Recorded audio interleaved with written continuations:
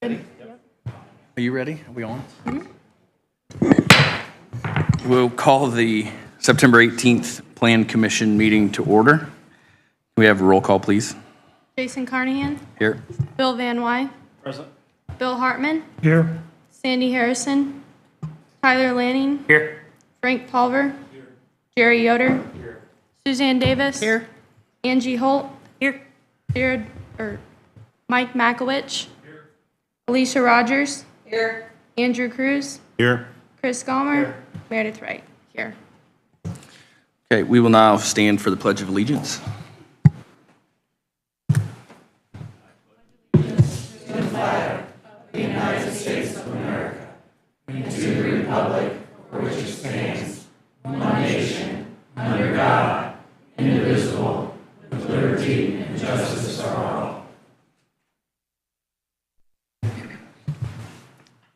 Now have a moment if someone would like to lead us in a quick word of prayer.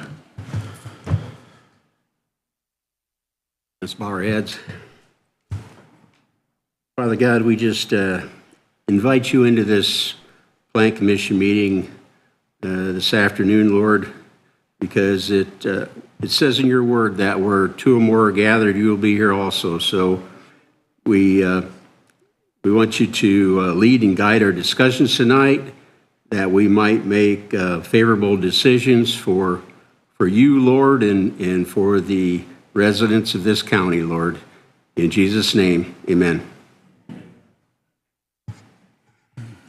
In your packets were the minutes from the August meeting.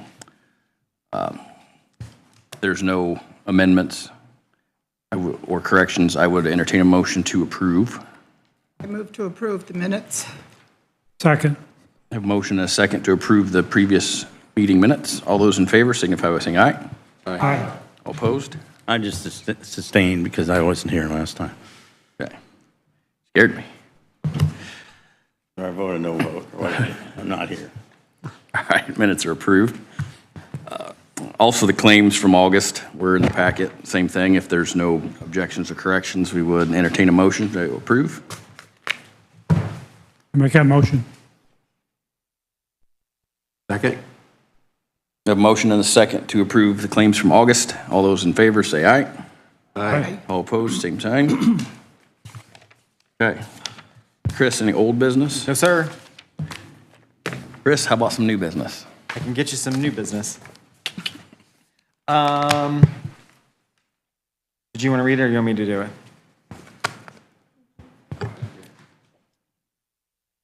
Okay. Petition 24-32, a petition of Ernie Vance requesting a zone map amendment for approximately 0.36 acres from C1 Village Commercial to C2 Neighborhood Commercial. There's no development plan proposed for this property at this time. The properties are located at 1047 US Highway 6 in Corona. In your packet, what? 1032, sorry, 1032 US Highway 6, Corona. You can change my agenda. Anyway, 1032 US Highway 6. In your packet shows what is being proposed. On the page 2 shows the location. It is in the municipal limits of Corona. DeKalb County Planning and Zoning has been done the planning and zoning for Corona for a number of years, so that's why it's the only municipality that we do planning and zoning for.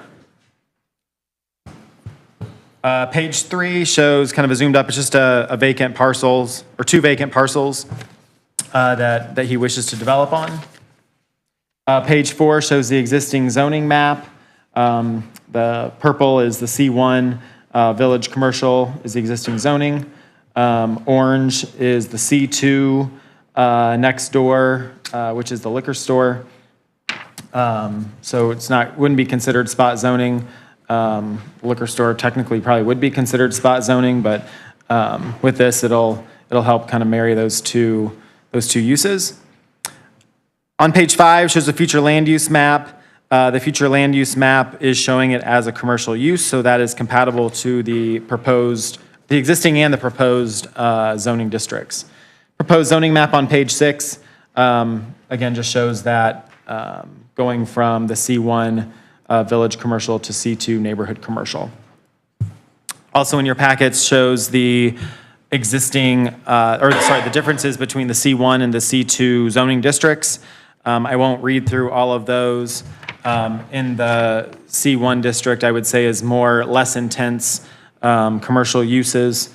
And then C2 has a little bit more intense commercial uses. What he is proposing for the property is a roofing business and a salon.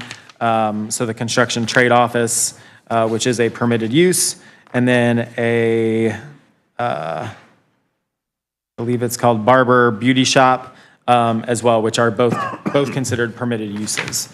So he would have to come back for a development plan. He understands that. He just would like to get this property rezoned first.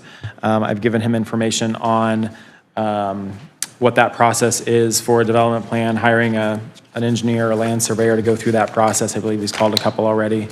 But with that, pretty straightforward rezone. If anyone has any questions for me, I'd be happy to take them. I think I saw Ernie walk in somewhere. There he is. If you have any questions for him, I'm sure he'd be happy to stand up and answer some questions as well. Just give us a second. Sure. Yep.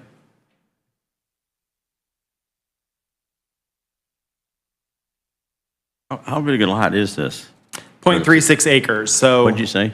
0.36. So Both of them? both of them are combined, correct? Yeah.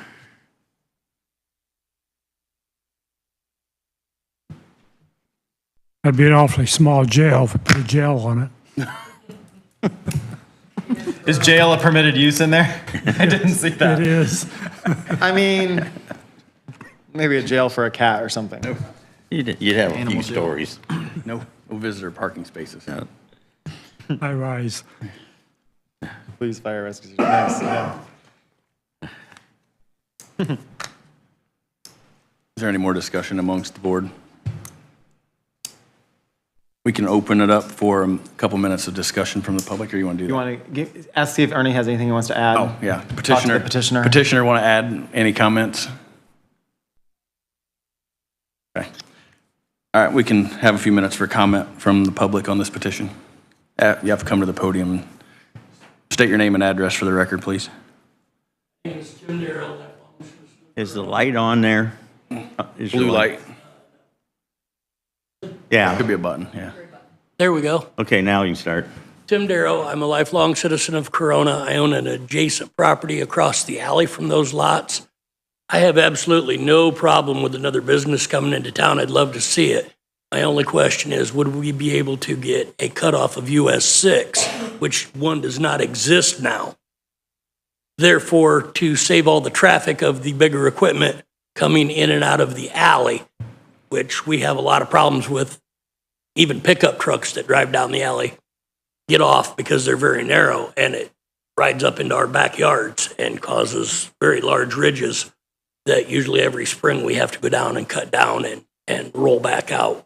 Makes it very hard to mow, along with the snow plows that come through and shove the gravel and everything up into our backyards. So we don't currently have a development plan for this. The Plan Commission could add a condition to the approval that traffic can only come in and off of US 6 or whatever, but we don't have a development plan to see what the traffic location, or what the traffic, how that would flow right now. That's my 2 cents on that. That's all I have to say on the matter. Thank you very much. You might want to ask Ernie just what his intents are, what his Yeah, intentions are. do you have a plan for that? You want to come up and, if you have an answer to his questions? I don't have a plan at this moment, but I'm not opposed to having the drive coming off of 6, because me and Chris had talked about that, but he said there's a few other steps I had to go through. So I'm not opposed to that, and I would be fine with that. Yeah, so he'd have to just get permits through NDOT, it wouldn't be through the highway department. Right. So NDOT, typically will give driveway permits anyway, unless there's some sort of site issue there. And Bill, you have property there. I don't think there's any site issues in that vicinity that I would see concerns with NDOT I wouldn't think so, but. Okay, You never okay. know about NDOT Yeah, sometimes. yeah, sometimes. Sometimes so- there's regulations on how far the next drive can be, Yeah. so I don't know. Have you checked with NDOT to get in? I have not yet, but that's something I can do, yes. Probably be the first thing to do. if But you yeah, I decide would to before I did any of develop the it. other Yeah, I think that the plan commission could have a condition that says that, that the primary driveway should be, or not primary, but the first option should be off of US 6. And then if NDOT won't allow a driveway there, then the only option is to use the alley that is to the back of the property, which is a public alley. If there are issues with that alley, the town of Corona would have to take care of maintaining that. It's not the highway department. Upgrading it or something. Upgrading it or doing something to help with that. But it is a public alley that he has the ability for people to access, so. If you want to make that a condition, though, I'll work that language up and go over it with Andrew before we do findings. And it wouldn't be I don't know that it would be a condition tonight of a change of zoning. It can. You can? Okay. You could have the driveway, where the driveway location is. You wouldn't want to say that, you can't say you can't have a roofing business, for instance, on that property, but you could add conditions as to where a driveway location needs to be, or if he was concerned about a landscape buffer or something like that, they could, Then you and I could can add work that out. Yeah, Okay. yeah. So what is the width on 78 and 79 combined? The width? Yes. I can get you that here just a second. Yep. They're 50 by 155. He's right. Not that I disagreed with him, but.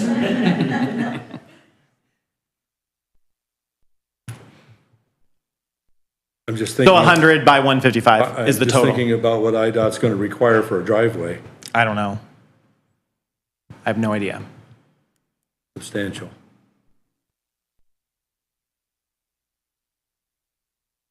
But Not our rules and regulations. We say it's probably like a 35-foot culvert.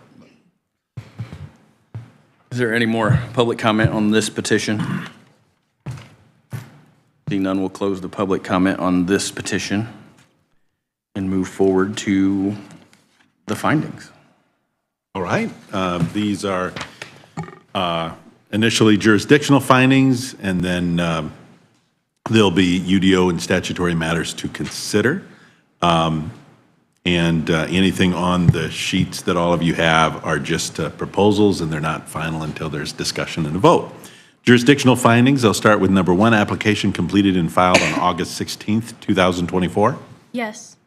Legal notice published in the Star on September 6th, and publisher's affidavit received. Yes. Certificate of mailing notices sent and receipts given to staff. Yes. Non-objection letter from the County Board of Health dated September 10th. Yes. Non-objection letter from the County Highway Department dated August 19th. Yes. Non-objection letter from the DeKalb County Soil and Water Conservation District dated August 16th. Yes. Non-objection letter from the County Surveyor dated August 16th. Yes. And the letter from the DeKalb County Airport Authority is not applicable here. So there are 5 Unified Development Ordinance and statutory matters to consider tonight before you vote. And I will go down through each one, but I believe it's a good idea if we have a discussion from several different members, and it doesn't have to be in any particular order, and people can give their opinion as far as what they want to say on these, but we can have a discussion of them. Number 1 is the change in zoning paying reasonable regard to the comprehensive plan. Yes, this area has a future land use designation of commercial, and the proposed zoning district is compatible with this future land use designation. Anyone else on this one? Hearing nothing. Number 2 is the change in zoning paying reasonable regard to the current conditions and the character of current structures and uses in each district.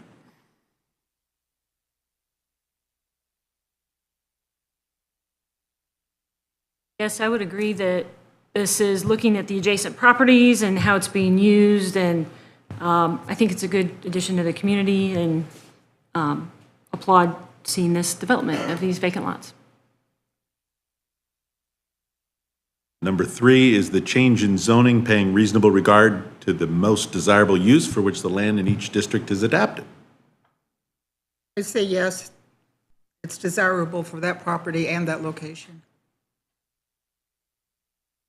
Number 4 is the change in zoning paying reasonable regard to the conservation of property values throughout the jurisdiction. The property values of the area should not be disturbed negatively considering the adjacent uses. Number 5 is the change in zoning paying reasonable regard to responsible development and growth. And changing the zoning in the property is C2, neighborhood commercial. The Plan Commission will be promoting the desired use of this land while promoting responsible development and growth.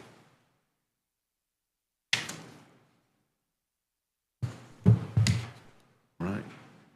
I mean, there can be other comments, and then there's also, there had been the discussion earlier about a potential condition of being able to have a driveway access from US 6.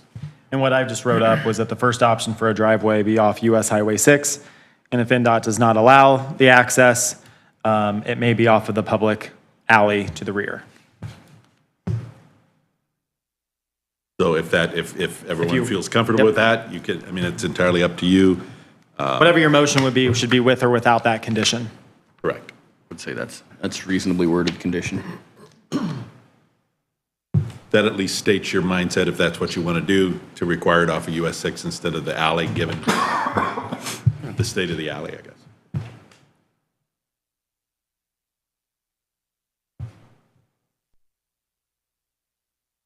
Any more discussion amongst the board on this petition? See none. I'd look for a motion for approval or denial of petition 24-32. I move to send a favorable recommendation for approval. Is that including, Oh, Suzanne, I'm is sorry. that including the stipulation Yes, on US including 6? yes, condition? the amendment on location of the driveway. And is the second including that condition as well? We have a motion and a second for a favorable recommendation for this petition 24-32 with the added condition on the driveway location. We will have a vote. Meredith? Angie Holt, Yes. Frank Pulver, Yes. Bill Van Wy, Yes. Tyler Lanning, Yes. Suzanne Davis, Yes. Bill Hartman, Yes. Jerry Yoder, Yes. Jason Carnahan. Yes.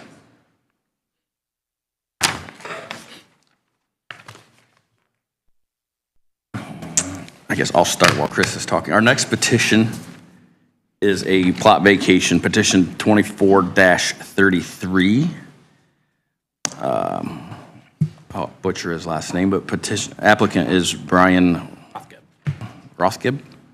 The property owner, Westrick LLC, is at the northeast corner of County Road 17 and County Road 66. And the subdivision being vacated is Rotondo Estates Lot 3, with the plat number of the lot to be vacated 202301566. Ready? Yes. All righty. Not much more to add than what Jason just said, but in your packet shows the lot that is being proposed to be vacated. The reason for the vacation, as you saw in your other packets, there's 2 additional public hearings tonight for this property and property to the north for a rezone to rural estate and then to develop a 14-lot subdivision. This lot would be part of that 14-lot subdivision. So without getting into details on that rezone and the other 14-lot subdivision, tonight for this hearing is just the vacation of Lot 3. Lots 1 and 2 would remain as is. Nothing would change with those lots, just the vacation of Lot 3. Does the petitioner wish to speak on this petition for the vacation of that plat? No, he's fine. He's shaking his head no. Okay. Does anyone in the public wish to speak on this petition 24-33? Seeing none, we'll close that public comment portion and move on to the findings. Right? Did you ask if the plan commission had questions? Did I? I don't No. No. Is there any discussion or questions for the plan commission? I was like, hold on, we're missing one part, and it's the people who are here for this meeting. You made me start your part, so. Is there any discussion amongst the board on this petition?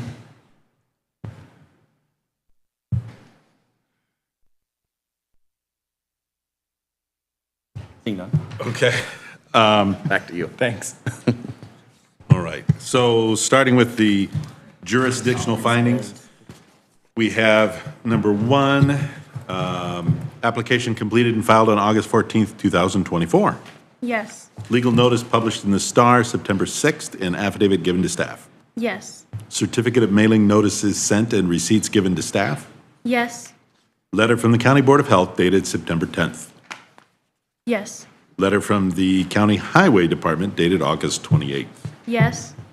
A report from the DeKalb County Soil and Water Conservation District dated August 28th. Yes. Letter from the Drainage Board dated September 5th. Yes. An Airport Board report is not applicable. Now, next we have three proposed findings of fact on three issues that we need to have Plan Commission discussion on, and I'll go through it like we did on the prior one. Number one, have conditions in the platted area been changed so as to defeat the original purpose of the plat? Property owner. Sorry. Yes, the property owner wishes to add this parcel to a new 14-lot subdivision. To be able to do so, Lot 3 must be vacated. Number two, is it in the public's interest to vacate all or part of the plat? Yes, vacation will allow for a new subdivision to be created and will add value and enhance the area. And number three, will the value of the land in the plat not owned by petitioner be diminished by the vacation? No, I would say not. It's, I don't want to say it's got a pond on it, maybe not fit for complete housing. All right. Is there any further discussion from the board? Not, I would entertain a motion for approval or denial of 24-33, vacation of this plat.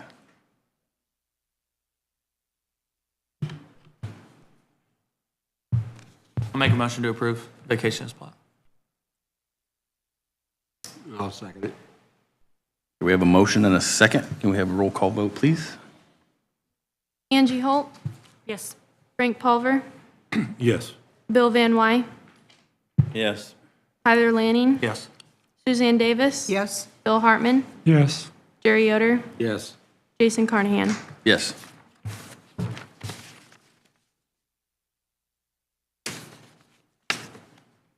The next petition, 24-34, is a zone map amendment or a rezone at the northwest corner of County Road 17 and County Road 66 in Auburn. Chris?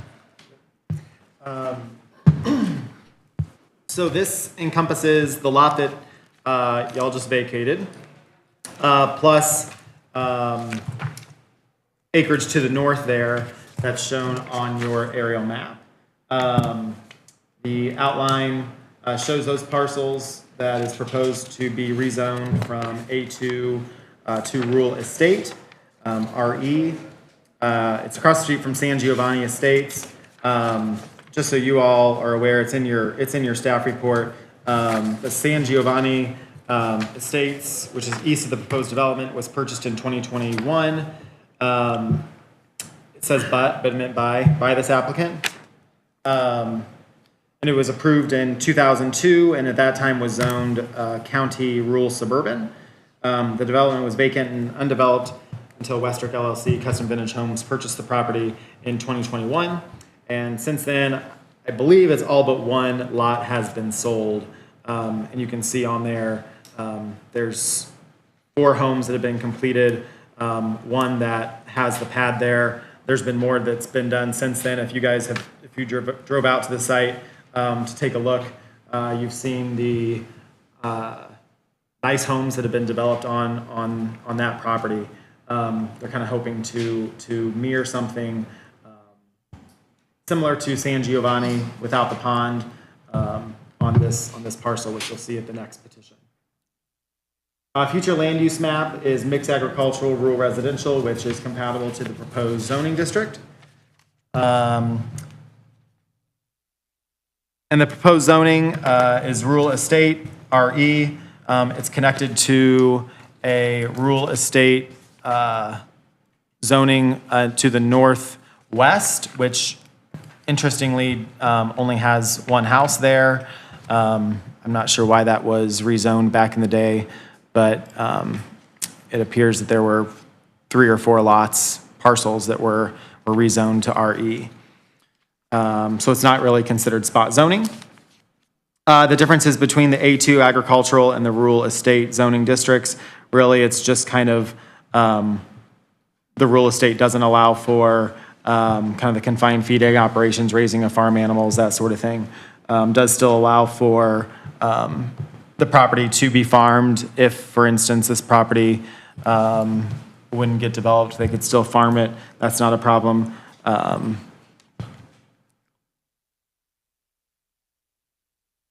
But does allow for those single-family homes.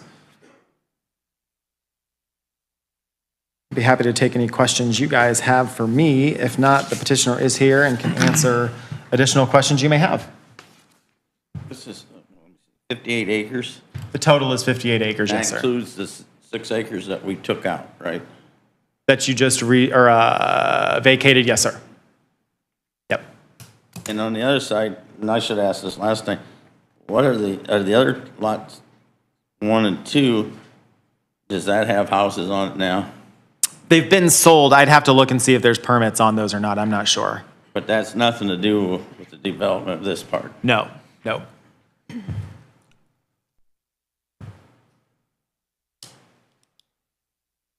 What's the expected lot size that they're proposing? Do we know roughly? I know there's I believe it's on the next, it ranges in sizes.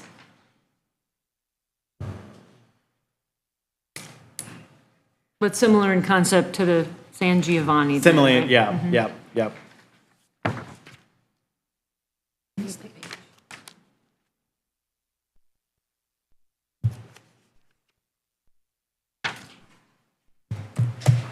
Page 43, thank you. Missed that one. Okay.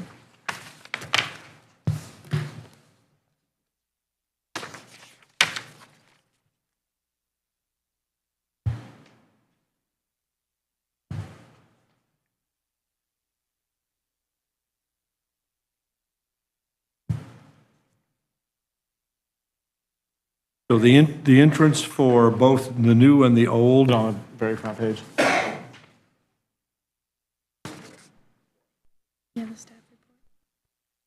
I don't know where it is, so someone's gonna have to tell me. On the front of the staff. Just read what it is. I don't know, Minimum lot width? Is that what you're looking for? Or no. So proposed lot area There for you go. these lots is ranging from 2.018 acres to 4.593 acres. Thank you. Is this on city? No, they'd all have their own septic.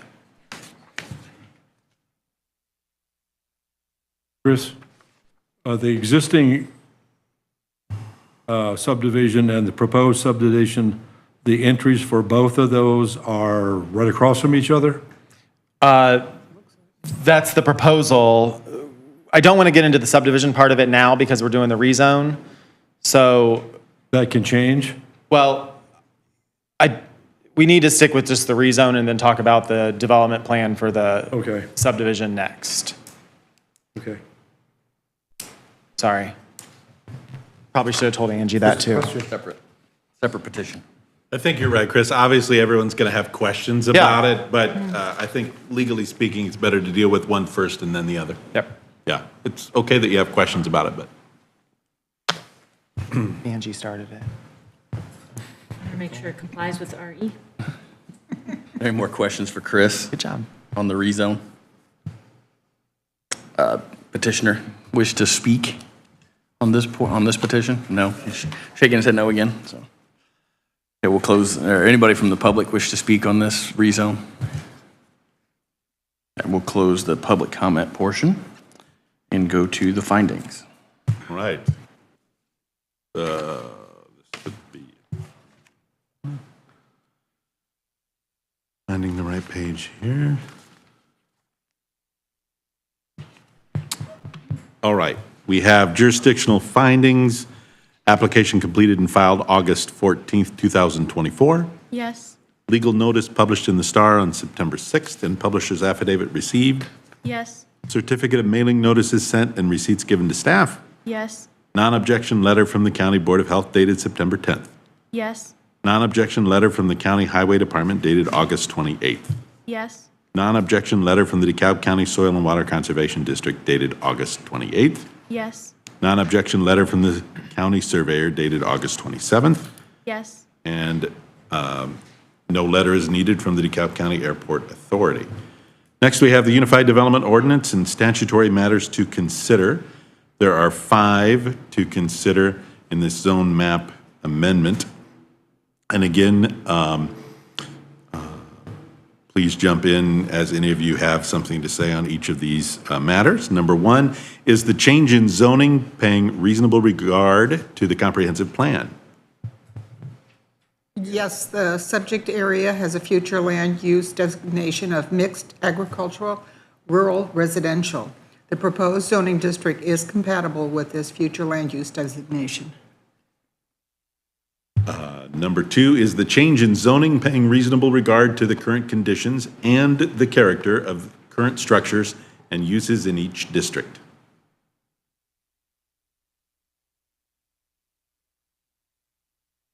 Yes. The existing developments surrounding the properties are ag and residential in nature. The change in zoning will be consistent with the surrounding properties and the current conditions and character of current structures and land uses in the area.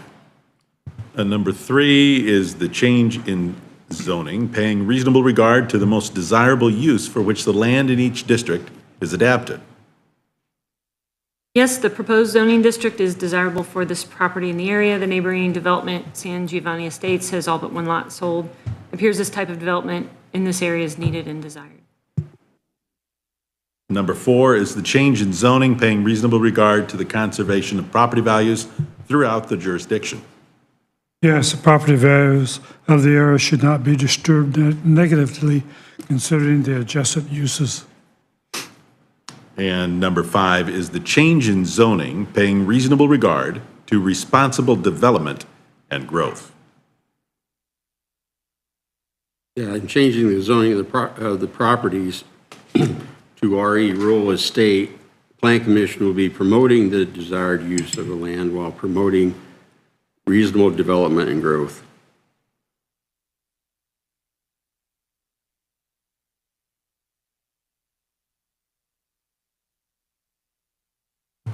From the board?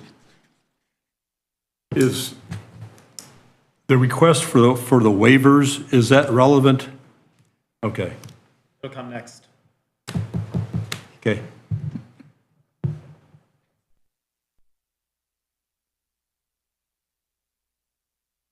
There's no more questions or comments from the board. I would take a motion to approve or deny the zone map amendment petition 2434. You're technically giving a recommendation to the county commissioners. Oh, yeah, sorry. For a favorable, unfavorable, or no recommendation Thank you. for petition 2434. I make a nomination for favorable. Reservation. I do too. I'll second it, whatever that was. Yeah. We have a motion and a second for a favorable recommendation to the commissioners for petition 2434 zone map amendment. We'll have a vote, please. Angie Holt, Yes. Frank Pulver, Yes. Bill Van Wy, Yes. Tyler Lanning, Yes. Suzanne Davis, Yes. Bill Hartman, Yes. Jerry Yoder, Yes. Jason Carnahan. Yes.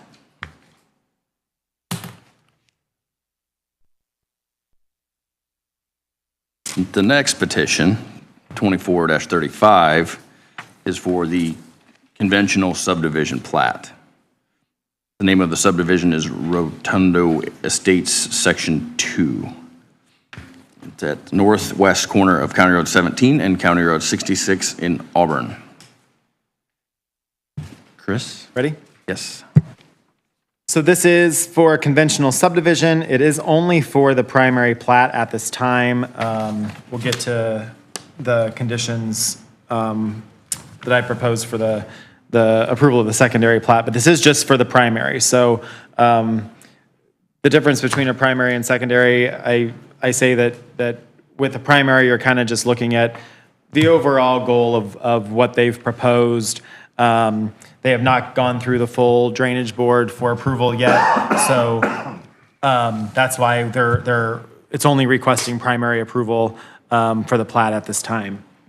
But with that, if they meet all of these standards, or you approve the waivers, there's options in our UDO for it not to come back to the full plan commission. It can go to the plat committee, or it can go just to the zoning administrator for approval. So I'll go through the staff report. I'm going to read all of the standards that are applicable to this development. So bear with me. It's going to be a little bit of time. So this is in zoning district proposed, I guess, RE rural estate. Again, that zoning district would be final when it's adopted by the county commissioners on October 7th. The minimum lot area required is 2 net acres, which does not include any dedicated right-of-way or recorded easements, or 1 acre if connected to municipal sanitary sewer. They have proposed the lots ranging from 2.018 acres and 4.593 net acres, and all lots will have an on-site residential septic system. Minimum lot width required is 150 feet. The proposed lot width, all the lots meet or exceed that standard. Minimum lot frontage required is 30 feet. Again, all lots meet or exceed that standard. And again, if you want to take a look at the plat that's in there, all of those dimensions, granted, they might be a little hard to read. You'd have to get your reading glasses out. But if you have any questions on what those dimensions are, I can read them for you if you need help. Proposed front yard setback the minimum front yard setback required is 50 feet for primary and accessory structures.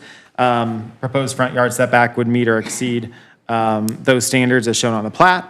Minimum side yard setback is 35 feet for primary structures and 10 feet for accessory structures, and that would meet the standards as shown on the plat. Minimum rear yard setback is 35 feet for primary structures and 10 feet for accessory structures, and again, it would meet the standards as shown on the plat. Minimum dwelling size is 1,600 square feet.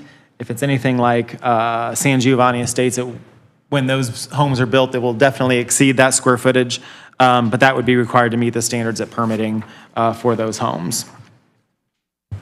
For dedicated right-of-way, this conventional subdivision fronts the following county roads. County Road 17 is considered a county local road with projected total right-of-way width of 60 feet. And there's the proposed right-of-way dedication as shown on the plat of 30 feet. And County Road 66 is considered a county local road with projected total right-of-way width of 60 feet. And the right-of-way was dedicated per the original Rotundo Estates lots 1 through 3, so no additional right-of-way will be dedicated. For the conventional subdivision standards from Article 6.11 of the UDO, it's meeting the base zoning requirements of rural estate.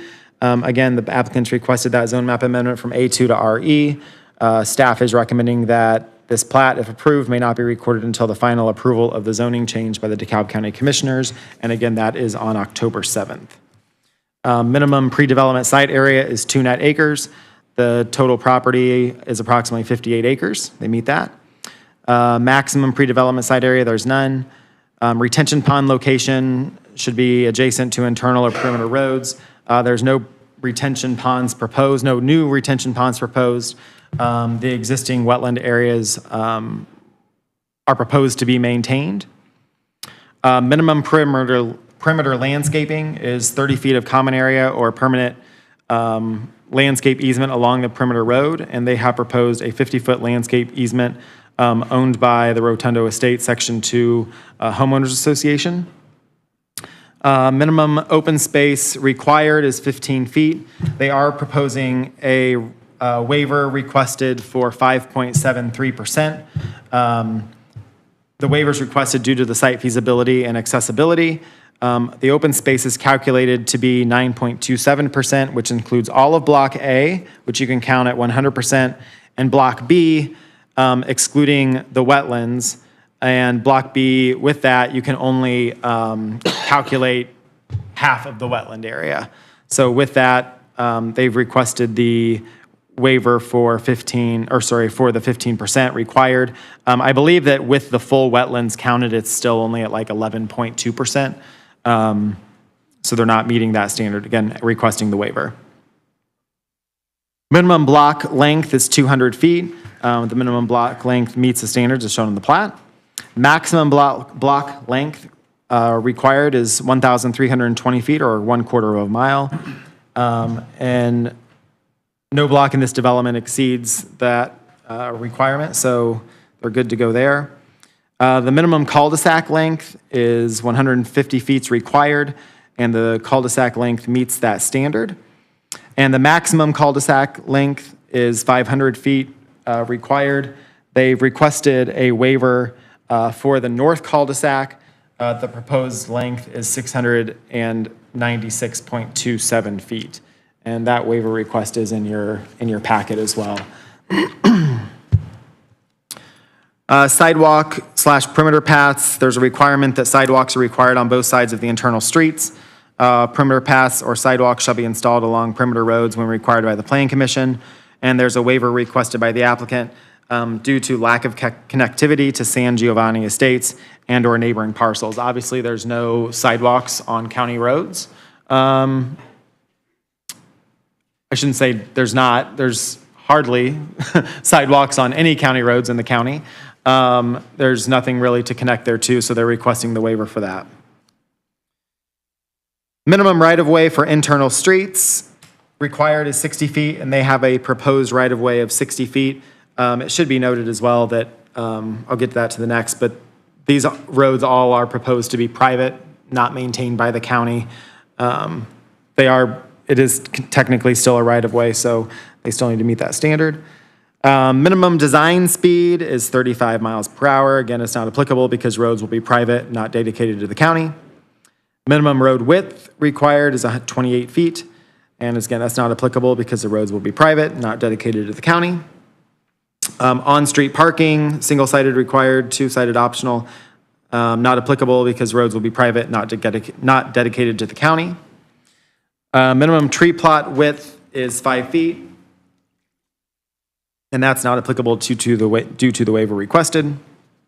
Minimum sidewalk width, not applicable due to the waiver requested. Access road standards, the development complies with the standards that are in the UDO. No waivers required because County Road 66 and County Road 17 are classified as local roads in the thoroughfare plan and not considered major or minor arterials. Sidewalks are required on both sides of the street. Again, the waivers requested by the applicant due to the lack of connectivity to San Giovanni Estates and/or neighboring parcels. Alleyway standards are not applicable. Anti-monotony standards and complies with the standards because the lots range in size. Common area standards, it complies with the standards. There's open space for drainage in the existing wetlands. Conservation standards, complies with the standards. There's open space for drainage in the existing wetlands. Construction surety standards is not applicable because the roads will be private, not dedicated to the county. Typically, we would require some sort of performance bond for the roads to be built, and then a maintenance bond after those roads will be built to make sure they're maintained, but we do not require those because, again, the roads will be private. Covenant standards, the appropriate covenants are on the plat. We will go through those during the findings. Dedication of public improvements, again, not applicable because there's no improvements that will be made public. Development amenity standards, The development doesn't meet the threshold for for applicability. Development name, Rotundo Estates Section 2 is unique and does not currently exist. Easement standards is not applicable. All drainage and utilities will be located within the private road right-of-way and within Block A and B. Entry feature standards, the applicant needs to receive approval for any and all entryway features for this development. Nothing's been proposed at this time for what that will look like, but they would have to meet those standards at that time. Erosion control standards, the Soil Water Conservation District will require a construction stormwater general permit before construction begins. Lot establishment standards, the proposed lots meet or exceed the design standards. We went through that earlier. Maintenance surety standards, again, the roads will be private, not dedicated to the county. That's, again, the performance bond or the maintenance bond. Monument and marker standards, the proposed development will meet or exceed these standards. Those are for where the monument markers are for the lots. Residential open space standards, minimum open space, again, there's that waiver requested for 5.73% open space. And again, the waivers requested due to the site feasibility and accessibility. Open space is calculated at 9.27%, which includes all of Block A, and Block B excluding the wetlands, and Block B including only half of the wetland area. Pedestrian network standards, that's for sidewalks. Again, the waiver is requested by the applicant. Residential perimeter landscaping standards, it exceeds what the requirements are with the proposed 50-foot landscape buffer. Prerequisite standards, that's what we went through before with as far as what zoning districts this can be in, and the proposed development meets or exceeds those standards. Retention pond standards, there's no retention ponds proposed. Stormwater standards, I have the plat was approved by DeKalb County Drainage Board on September 5th. That was just for the primary. So again, the secondary plat will have to receive Drainage Board approval prior to the plat being recorded. Street and right-of-way standards not applicable because the road's private, not dedicated to the county. Street lighting standards, the applicant's requesting a waiver for any street lights. There's no street lights in San Giovanni Estates, so that's why they're requesting that. Street name standards, the proposed development complies. The road names of Padre Pio Drive, and I'm not even going to try to pronounce that other one. I doubt there's anything like that in DeKalb County. So, utility standards, again, there's none applicable because the proposed development will be on well and private septic. Warning siren standards, this would be for any lots greater than 50 lots, and the proposed development doesn't meet that threshold for the standard.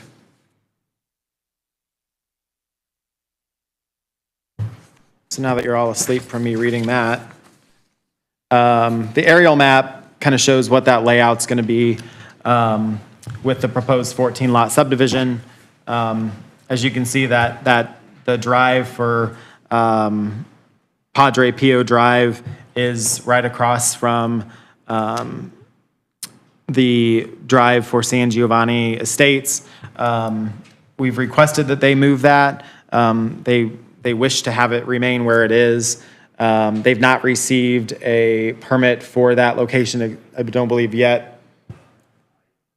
Okay, it's from the highway department, so they will have to receive access approval from the highway department for that Padre Pio Drive.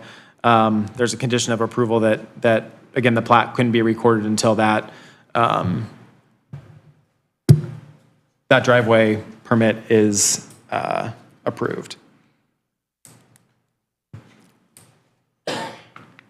Frank, if you remember what your questions were, I'd be happy to answer them now. The drive, you mean? Well, or the waivers. Oh. Yeah, the waiver, the one that I was wondering, sidewalks. Yeah. Required on both sides of the street. They're requesting no sidewalks on either side of the street? Correct. There's no sidewalks on San Giovanni Estates either.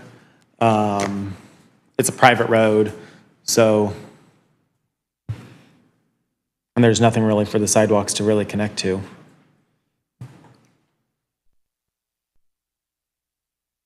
That's something they can address down the road if they would show. If they would want to, they could, yeah.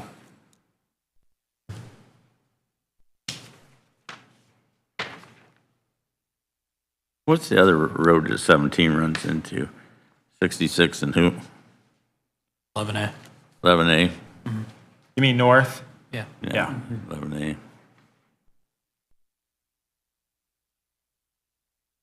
My only question is, and I don't see anything wrong with it, but why would you want to have your driveway across from another place for? Joe, you can come up and answer that question. I asked that same question. I was concerned. I'm concerned because a couple of things. I think that if there's a need for emergency services, granted emergency services use GPS just like we all do to get around, so I don't think it's going to be that big of an issue. But if GPS service would be down or something would happen, will they know which way to go on the road? There's road names that have been put out there for San Giovanni Boulevard, I believe it is. If this would get approved, there would have to be another road name for Padre Pio Drive. They requested that the driveway or the street names not be in front of their entryway monuments. So we moved it so Ben put it on the other side of the road.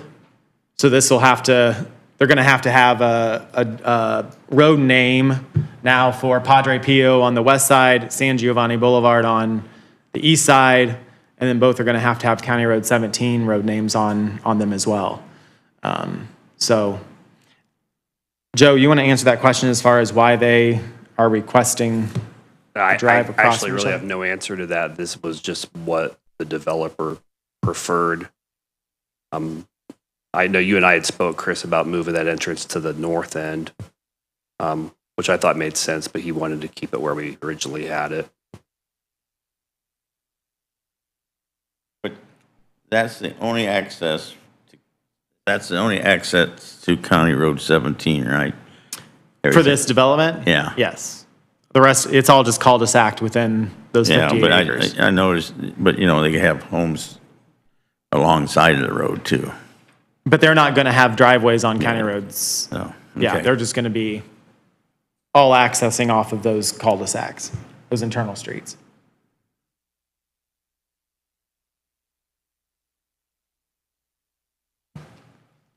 Thank you.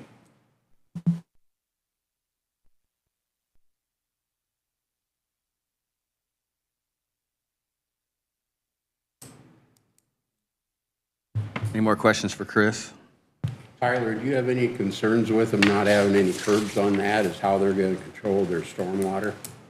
Well, their secondary with the drainage plan hasn't came through to us yet, so I haven't reviewed their drainage plan for all that yet. Through our discussions of talking with Joe, they're going to use roadside ditches and swales to direct all of that stormwater to the south, most of it. That northwest corner, I think some of it's going to go to the northwest, right, Joe? If I remember right, but that wetland. The northwest corner would go to the northwest where it does now, but anything that's around the road area is going to be directed to the south to that existing wetland. That's the simple version of the plan right now. We haven't done any engineering on this yet, or any topography or any survey work, so that's still up in the air. And we understand that would have to get approved by the drainage board before we can move forward. Is that a wetland or a woods back here in that corner? In the northwest corner? Yeah. It's a designated wetland, but it's a woods. It just gets wet back wet. there. Yeah, so. But I mean, that's a pretty common thing for in subdivisions to use the overland flow, on the roadside ditches and swales to direct the stormwater. So. That's probably the reason why they don't lay sidewalks. They're putting their drainage swales right in place of their sidewalks.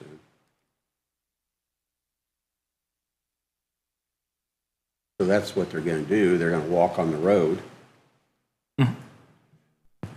That's why they want the driveways across from each other, so they can just walk straight through there and walk across the road. They don't have any sidewalks to use, so they'll just walk the streets.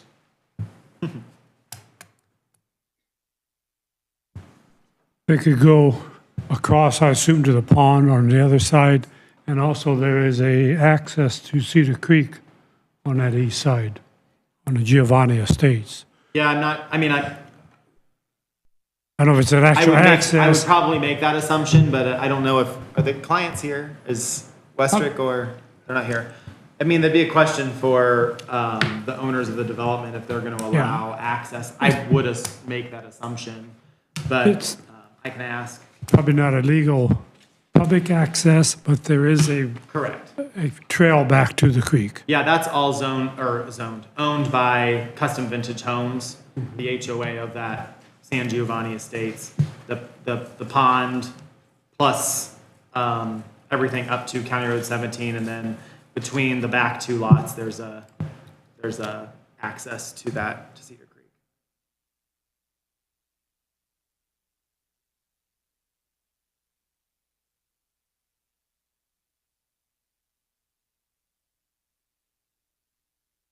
Any more questions for Chris or for Joe? Does anyone in the audience wish to speak on this petition? Seeing none, we'll close the public comment portion and move on to our findings. Yes. And you guys don't want to look at your handout that Meredith gave you for findings. Sorry. You want to review the handout Meredith gave you for findings. We revised those today to reflect the primary and secondary plat question that I had earlier. And then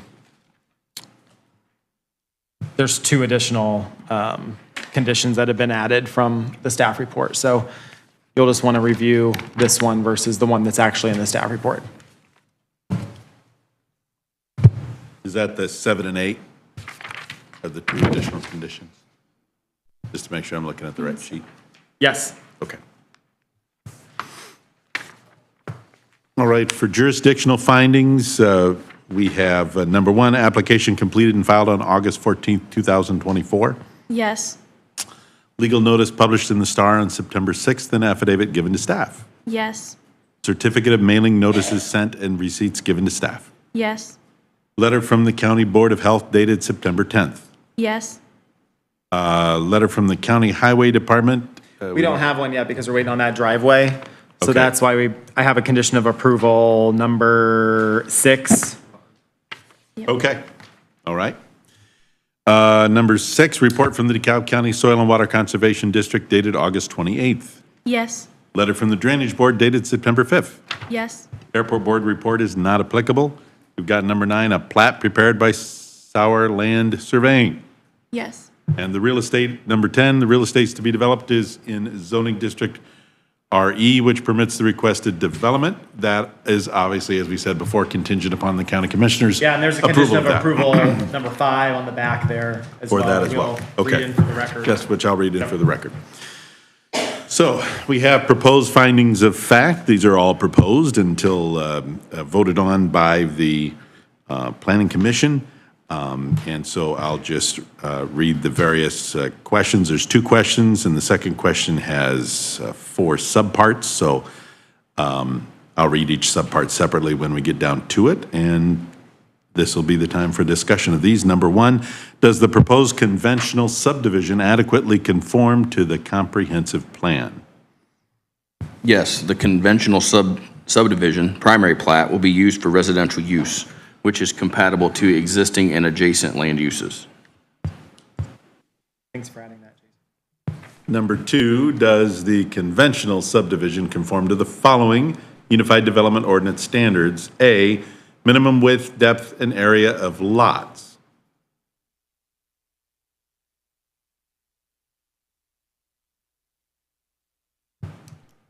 It either meets or exceeds standards or requested waivers to be approved by the planning commission. Letter B, public way widths, grades, curves, and the coordination of public ways with current and planned public ways, if applicable or required. Yeah, meets or exceeds standards with the access to development from County Road 17 private internal streets. C, the extension of water, sewer, and other municipal services, if applicable or required. None required. Private wells and septic systems will be utilized. And letter D, the allocation of areas to be used as public ways, parks and schools, public and semi-public building, homes, businesses, and utilities, if applicable or required. None required. So there are proposed recommendations. The staff is recommending approval to allow the conventional subdivision and recommends the following conditions, which I'll go through here and read into the record. Standard conditions to be recorded on or with the plat. Number one, this lot shall be included in any subdivision arising from any further development from the land involved. However, there's no intention that any terms, conditions, or restrictions on a future plat will have any retroactive applicability to this division of land.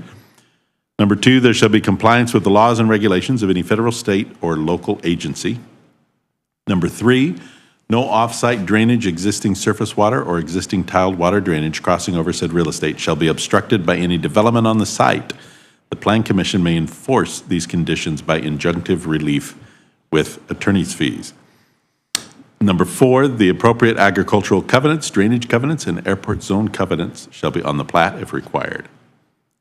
The next are proposed conditions that will not be recorded but would have to be met.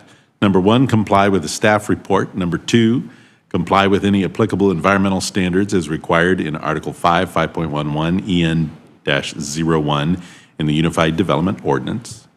Number three, comply with the flood hazard area for DeKalb County ordinance and any wetland laws and regulations if required. Number four, the plat shall not be recorded until the applicant files written evidence of compliance with any conditions given by the DeKalb County Board of Health, County Highway Department, Drainage Board, Surveyor, Airport, County Soil and Water Conservation District, or other agency as applicable. File written evidence of compliance with federal or state agencies where identified in the findings or conditions.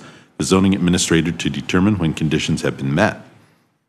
Number five, prior to the plat being signed and recorded, the zone map amendment, PC number 24-34, must be approved by the DeKalb County Commissioners, and the ordinance must be recorded in the office of the DeKalb County Recorder.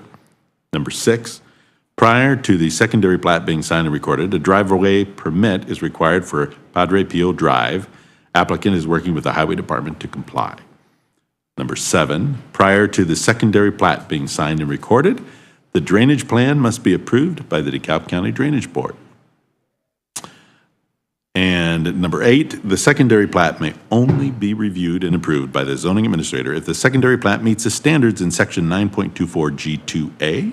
If the zoning administrator determines that the secondary plat does not meet these standards, it shall go before the plat committee.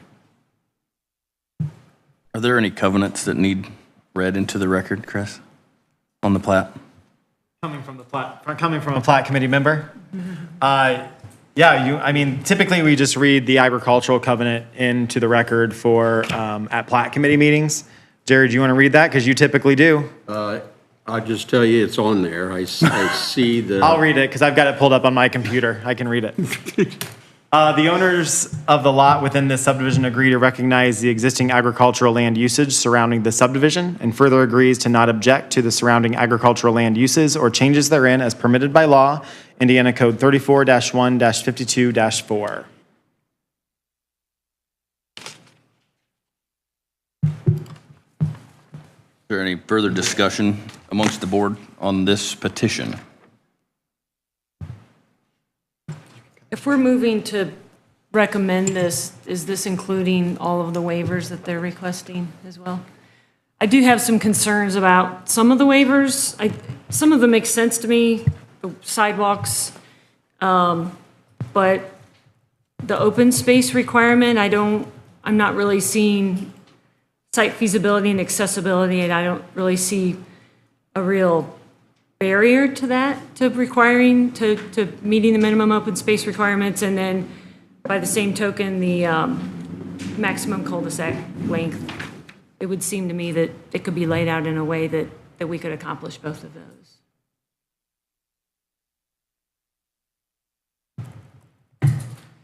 And your motion could be that those waivers are not granted. And they would have to meet those standards, so I'd love to get the others' thoughts on that. the other plan commission members, Yeah, the other plan commission members. Well, then- I was looking at that with regards to where the driveway was located, and if the driveway was moved up in between a couple of those other lots, it would cut down on the length of that cul-de-sac. And get rid of the confusion about which way is Padre Pio and which is the other. I think you should reopen the public part, because we've already closed the public hearing.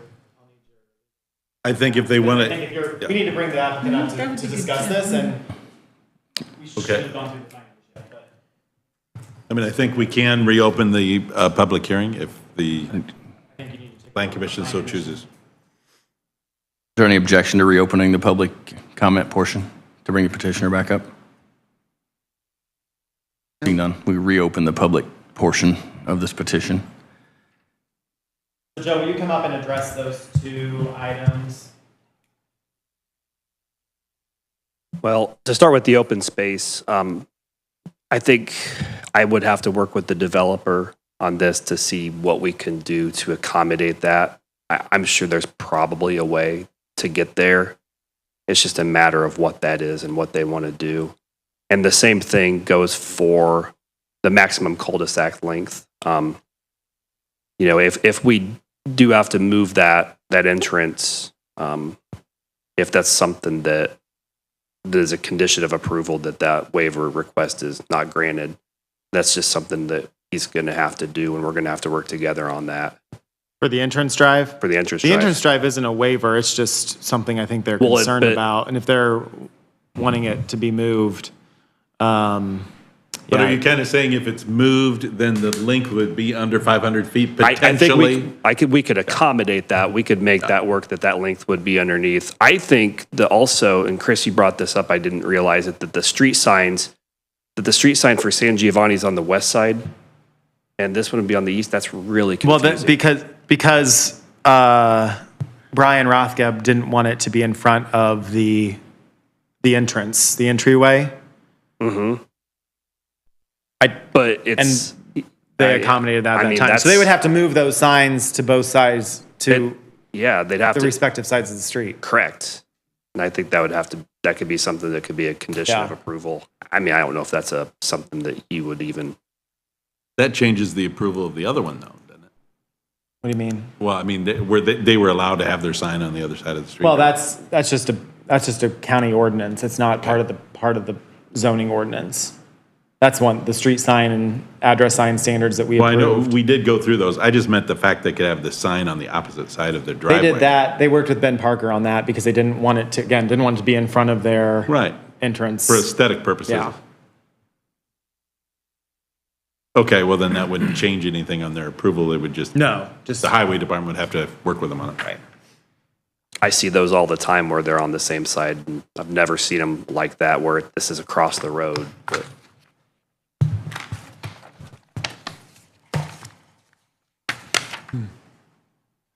I think if the entrance got moved up between, like 3 and 4 or whatever, then we're going to have the same issue with cul-de-sac going down Block B. That would be a problem.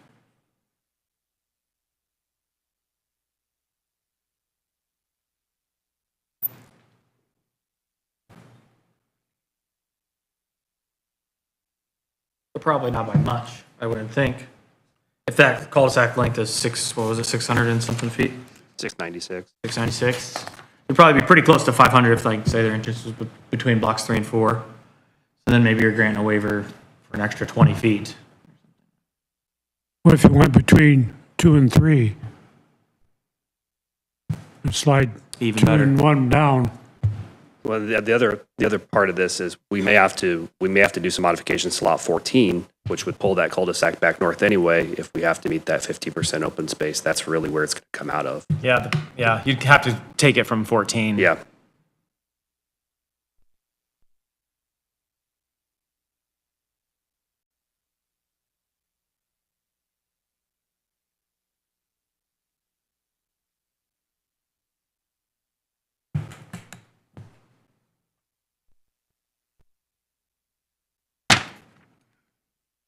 So I think we need to get a consensus from the plan commission on where you want to see that entrance drive. If you don't like its location and you want to see it move north, do you care where it goes further north?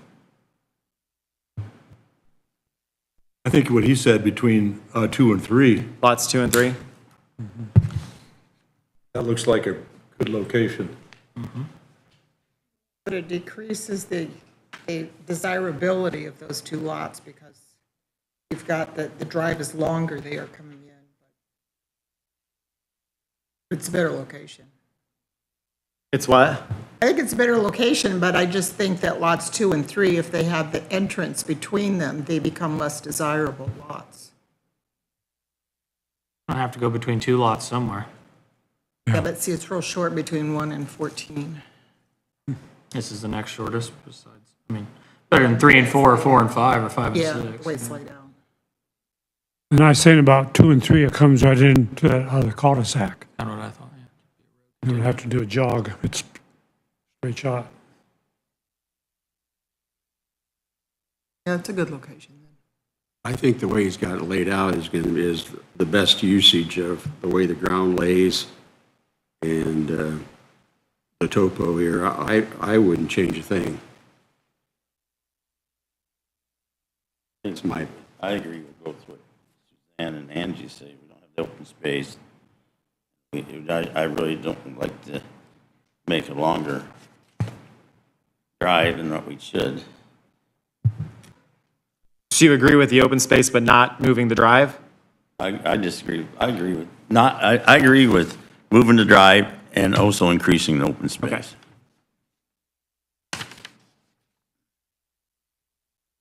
See, the challenge is right across in the existing Giovante, look how long that drive is to the cul-de-sac. So, And one more thing, if we move it to 2-3, we're still going to have that 696 feet because it'll come in right where that other road is. So it's that. Moving the entrance is not going, you're still going to have to either request a waiver or they're going to have two drives onto County Road 17 because of the length of that internal street. You could require they have 2 entrances or 2 inches off County Road 17. But yeah, if you move that up to between 2 and 3, you're then going to still have that cul-de-sac to the north, and then you're having a cul-de-sac go to the south. You're probably actually increasing the amount of hard surface because the cul-de-sac to the south and then the entrance into between 2 and 3 is longer than the entrance between lots 1 and lots 14. And if we move it up to the north, it kind of hurts the drainage concept at this point. Right, 'cause you're going to have one lot, something go to the north, Right. and part of it go to the south. Right. What's the thought process in the zoning and setting a cul-de-sac limit of 500 feet? Is there, I would assume that it was to, the thought was for over a certain number of lots, and we did this with Stonebridge Estates, you did allow the waiver for one entrance drive. I think it's for lots over 20 maybe. You have to have multiple entrances into the development. But for this, I can't answer that. I mean, I think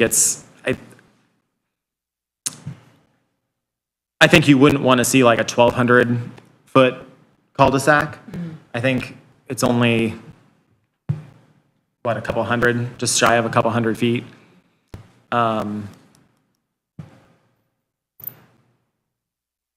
My suggestion at the initial thought was, when I talked to Joe about this, was why not move the entrance drive between lots 5 and 6 to at least give space between San Giovanni and this development. I would assume they're going to have different feels because San Giovanni has this beautiful pond at the entrance. It's probably not going to have the same design features that San Giovanni has. Might be close. With the building there Yeah. and the wall and Yeah. It might be close. I don't know. I think it would help differentiate between the two, but also, if they're going to allow access to San Giovanni Boulevard from Padre Pio Drive for this development, it makes sense to have it be right across the road than to make them walk down County Road 17 to get to San Giovanni Boulevard.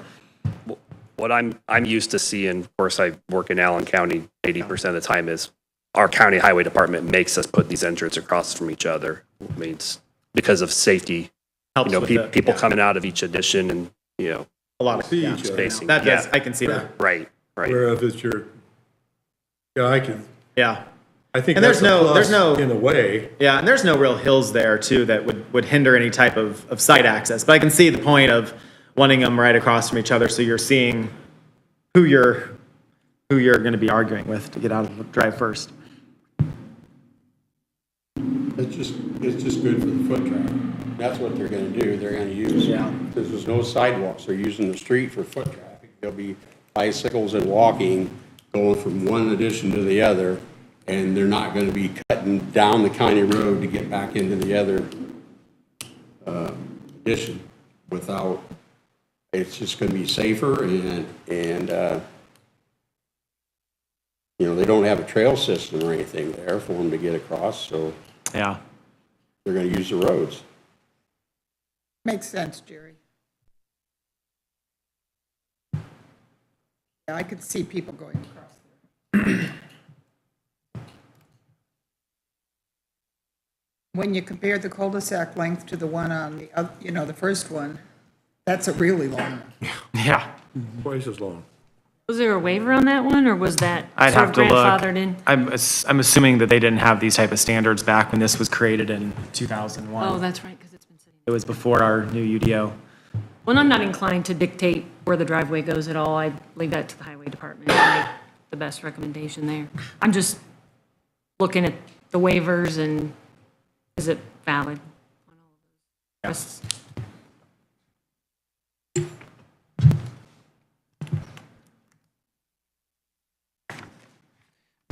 Any more questions for Joe, or should we? Well, I think you need to discuss what waivers you want to grant and what waivers you don't, and Joe needs to be able to say yes or no to those waivers. So you need to keep the public hearing part open for a little while longer. Do we need to discuss the waivers separately, or do we need to have a motion I think you can entertaining discuss, I think you which can waivers? discuss each one separately. I think the two that are concerning are the open space and, I guess that's the only waiver that you were really concerned with, right? And the cul-de-sac. Yeah, I think really the open space is sort of, I don't hear a compelling reason why they can't meet the open space requirements. But the cul-de-sac length, you're okay with granting a waiver on? I mean, more so, okay, after this Yeah, discussion? yeah. Okay. I'm okay with it, too. So I think we just need to see if, I mean, Joe, I brought this up to you in an email too, when I was reviewing this, is there any way to get that? I think you can do that on County Road, on Lot 14. Yeah, lot 14 is 4.5 acres. We could get that down to 2 acres and probably get close. I don't know if we'll hit the 15%, but we might get close. You say this was a 58 acre? Yeah. Is that how much is 58?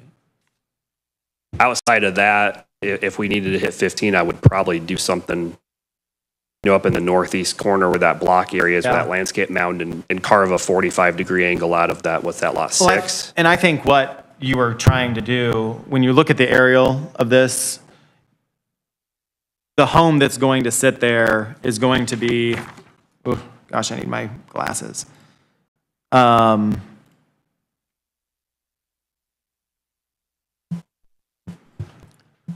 maintains The HOA would maintain the open space. The home where it would sit is going to be about 10 feet taller, probably, than where the pond is. So I'm assuming the house wants to be able to see views of that wetland / pond in Block B.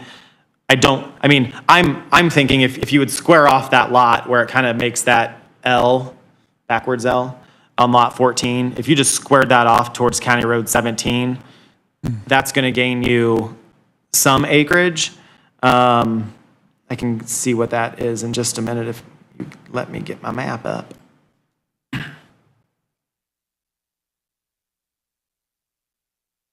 I had my calculator, I could calculate how much more acreage we would need to get the 15%, but The waiver request was to go down to 5%? No, the waiver request was for 5.7 or 5.9%. They were at Instead of- they were at 9.73% 9 yeah. or something. 9.27%. So they have to gain 5.73%.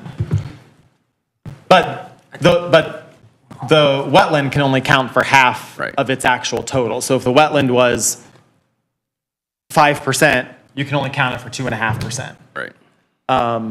You could grant a waiver to allow the full pond wetland area to be counted as 100%, but then get to their 15% because that's at like 11.2 something percent. I can't remember that email I sent you. Yeah, it was 11 It was like something. 11.2%, just over 11%.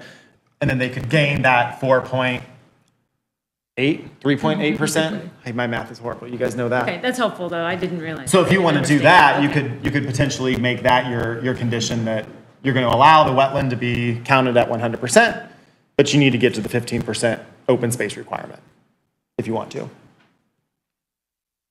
I think a waiver open space can make sense sometimes, rather than making open space for no reason that's not gonna have a use. We have ran into issues. Yes, we have. With open space or retention ponds for subdivisions where the HOA goes defunct and then nobody's maintaining it, nobody pays the property tax, so it goes on to tax sale.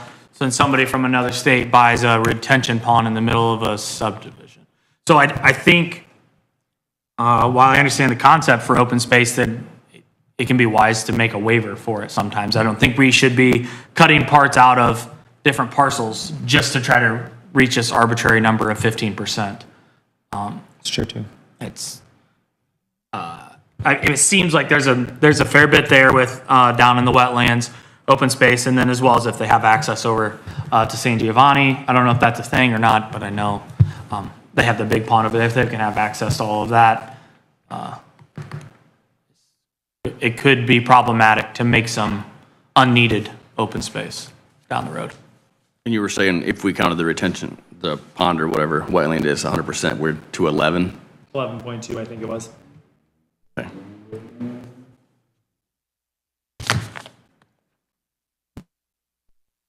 I guess it's how important is the extra 4%?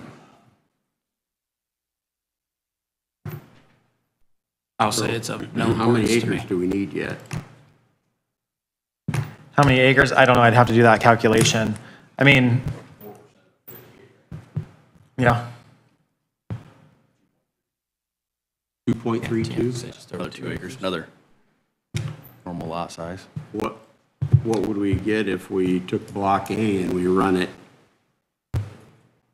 What was that number again? 2 point what? 2.32 was 4% of 58. And lot 14 is 4.6 acres. So it would then go down to 2.3, right?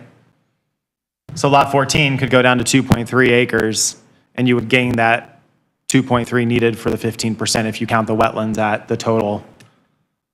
What Tyler's saying makes sense though, because if you turn that into common ground, nobody's paying any taxes on it.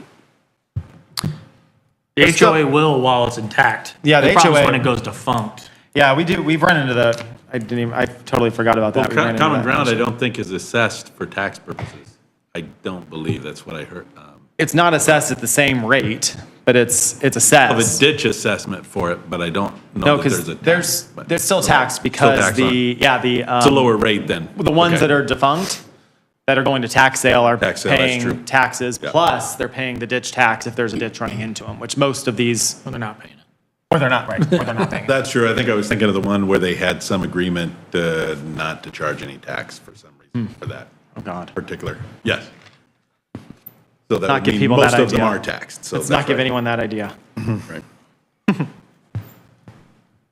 So I think the discussion is, yeah, what Jason said is that 3.8%, 4% that important? Or is it? And it's up to you guys. Well, if the HOA stays intact, and it's not a big deal. If. If. agree with Tyler that just lopping off a backside of one of the properties doesn't accomplish the intended purpose of an open space. Unless you were going to make Lot 10 an open space or something like that to get your extra 2 acres, then that maybe meets the intent. And I know as a business person that you don't want to lose a lot, but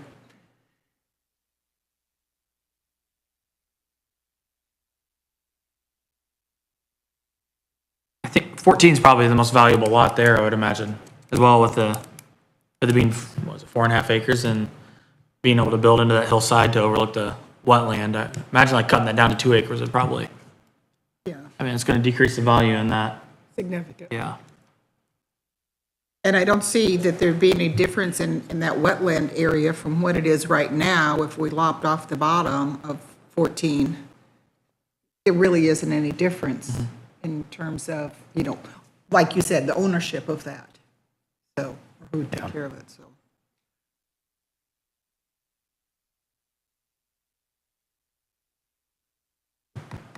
Do you need to list off each of the waivers and get our approval or amendments or denial of said waivers? Do you want to go and go ahead and close the public hearing if we haven't done that yet? Well, I not, would do the waivers first, Waivers and see if first, they're okay. wanting to do, which ones they're wanting to grant, which ones you're wanting to not grant, or Okay. maybe if someone wants to make the motion to grant all of them, that's fine too.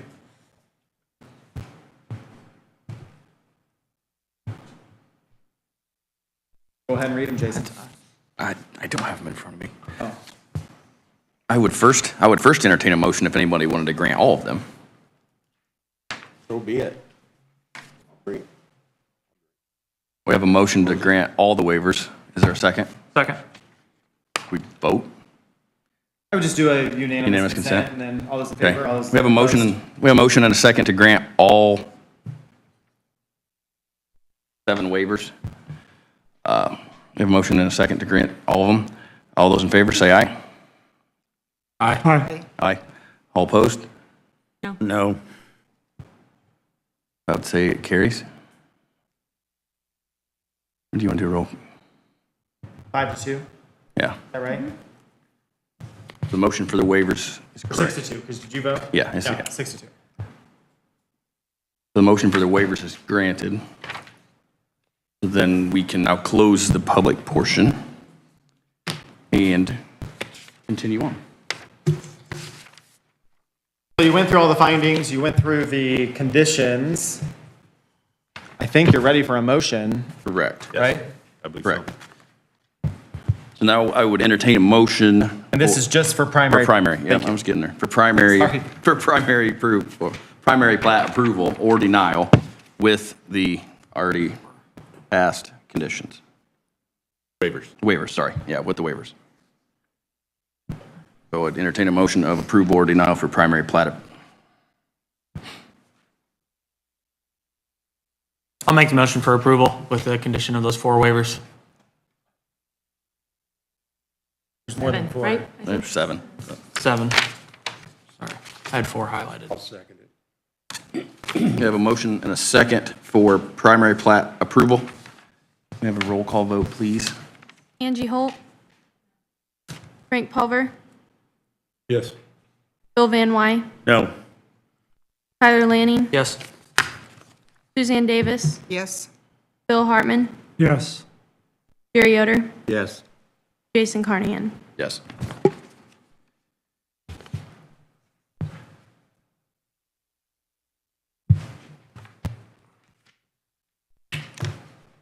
That was our final petition in new business. So I'll just wait to hear from you on drainage board and stuff like that. Okay, cool, thank you. Chris, is there any other new business? I do not have any. Do we have reports from officers, committees, staff, and town liaisons, et cetera? Nothing from Waterloo. Auburn had fun. Let's hear it. We all read the newspaper. Yeah, somebody had requested a spot rezoning, and it was whatever the total number of voting members approved except for one. There was one, approved, sorry, recommended what's the? Favorable, non-favorable, or no? Non-favorable, Yes. thank you. Yes, recommended non-favorable. So, and there were a lot of people there. And then there were, another one that was kind of big was that the Bear Creek Estates is going to expand, and I don't know if it says how many acres, an 83-lot, single-family residential subdivision that's currently on 52 is now going to extend down to 56, and that got approval. So, what else was there?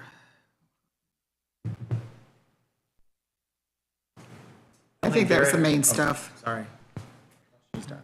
No, I was just looking at my notes here, there's a lot. So that's the main stuff, but it was contentious. Nothing from Garrett? No. Anybody else from the board have anything for discussion? I have a topic. Okay. I would like to introduce a moratorium brought to me by the concerned neighbors of DeKalb County, and this is concerning high-intensity livestock operations. I just can't, okay. They just want to speak into the mic. Sorry. Chris, will you run us through the process that this would have to go through? So I printed off everything that Bill had sent me yesterday from the concerned neighbors with the moratorium request. And in there also is the 2 pages from the ordinance for who can initiate a proposal to amend the Unified Development Ordinance. A moratorium is a text amendment when it will change a proposed use. The commissioners did a moratorium on solar, but we didn't have anything in our UDO regarding solar, so they were able to do that on their own. When we have a permitted use in the UDO, the moratorium has to be done as a text amendment. So only the plan commission or the county commissioners can initiate that proposal. I believe Bill is taking that on as the initiator of that. But in your packets is what that request is from the concerned neighbors. I don't have anything further to add. I'll just wait to get my marching orders, I guess. We would set a public hearing for this? So Yes, I it think can't we- be voted on tonight Right. because we it's can't not vote been on up for a Well, public hearing. Number at this one, point. we've not even mentioned what the moratorium is. I don't think anyone's had a chance to read this in full, have they? No. Do you want to take 5-10 minutes to read what's in your packets? Review basically they're proposing, there's been some concerns about the 2 chicken barns that have been permitted for Darren Schmucker and James Zaire regarding they're permitted under the IDEM confined feeding operation numbers. They are chicken laying hens barns. They are proposing the barns to have 27,000 chickens. The confined feeding operation numbers per item are 30,000 for them to be regulated per item. They still have to have regulations from DNR, the state chemist office for anyone that's going to, and you guys can speak to this more clear than I can, but the state chemist office for manure management / how that gets applied to fields. And then the Indiana Board of Animals for animal health for any type of animals that would die at the premise. So there are regulations that they have to follow through the state and feds. There are no standards in the UDO except for what we have as current setbacks. So 30 feet in the A2 from side and rear, 50 feet from front yard. I believe that what they're requesting is the moratorium would request, it states, first, a moratorium will allow DeKalb County needed time to fully define these operations. I think that there's going to have to be either a plan commission member or plan commission members or county commissioner that needs to define what that is. And then allow those wishing, secondly, to allow time to develop and implement a set of development standards as well as procedures, allowing a full disclosure to neighboring properties. define a development plan and require transparency that the current zoning ordinances do not. I don't fully know what that means as far as, not means, but what that would look like. Any permitted use that we have in the UDO does not follow any type of, you don't have to tell your neighbor when you're building a house or building a barn or building a shed or pool, what have you. But this permitted use would. I guess we would just have to figure out what the Plan Commission wants to see as far as what public hearings you would want to have, how that public notice would be applied. Whether you have to do it for 10 chickens in your backyard if you have Right. it, or does this only apply for, let's say, 1,000 chickens or 500 But this isn't just chickens or- as well. This would Right. include dairy farms that are under the confined feeding operation numbers, hog farms, chicken barns, duck farms. What else is there, Alicia? Goats. I mean, it would apply to all confined animal operations. And so someone with more expertise than me in the field is going to have to direct what that number is. How do you define what a safe number is? Safe number of goats, safe number of chickens. Right, Yeah, right. safe number of cows. So that's what the request is in the moratorium. There's additional information in here that they presented, and I'm assuming somebody's going to speak to this in the public as well. But in a gist, that's what they're requesting. The Plan Commission has the option to take this on and see if it's something you want to move forward with. They can propose not to move forward with Right. any type of standards. They're not Whichever going to they bring wish to anything go. forward. Right. So, Well, if you remember years ago, about 8 years ago, I've been here 8 years now. okay. So it was right 8 after I years started ago, here. we Yep. had that opportunity, and we didn't take it. Right. And it was, So, and here we are. I talked to Jason or Andrew about this when that happened, is I brought standards forward. It was either right after or during the Irish Acres dairy Yeah. denial. No, it wasn't Irish Acres, it was Patty's denial. Patty, yeah. There you go. Yeah, we're on off of the Factory Road on that dirt road. That's Right, right. right. Irish Acres are in there. That was part of the issue because both those dairies been right on top of that, what do you call it, water underneath the ground? Aquifer. Yeah. Yeah. And it wasn't that. That was when Patty wanted to put that Yeah. 5,000 or 10,000 dairy. And when that was denied, the BZA was looking at, because it went to the Board of Zoning Appeals, there were no standards to go off of. So you were basing an approval based off of pie in the sky, for lack of a better term, standards. But would And you so wanna use it- I proposed standards. It was brought with heavy opposition. And it was ultimately withdrawn by the Plan Commission, and nothing came forward. I will say I don't believe there to be a problem in DeKalb County right now with these type of operations. I personally have not received any complaints on existing operations in DeKalb County that have issues. And if there are issues, there's ways through the state and federal agencies, thank you, to object, to file complaints on, and for them to enforce those operations. Again, if there's been a lot of talk on potential contamination, if there's contamination in the water,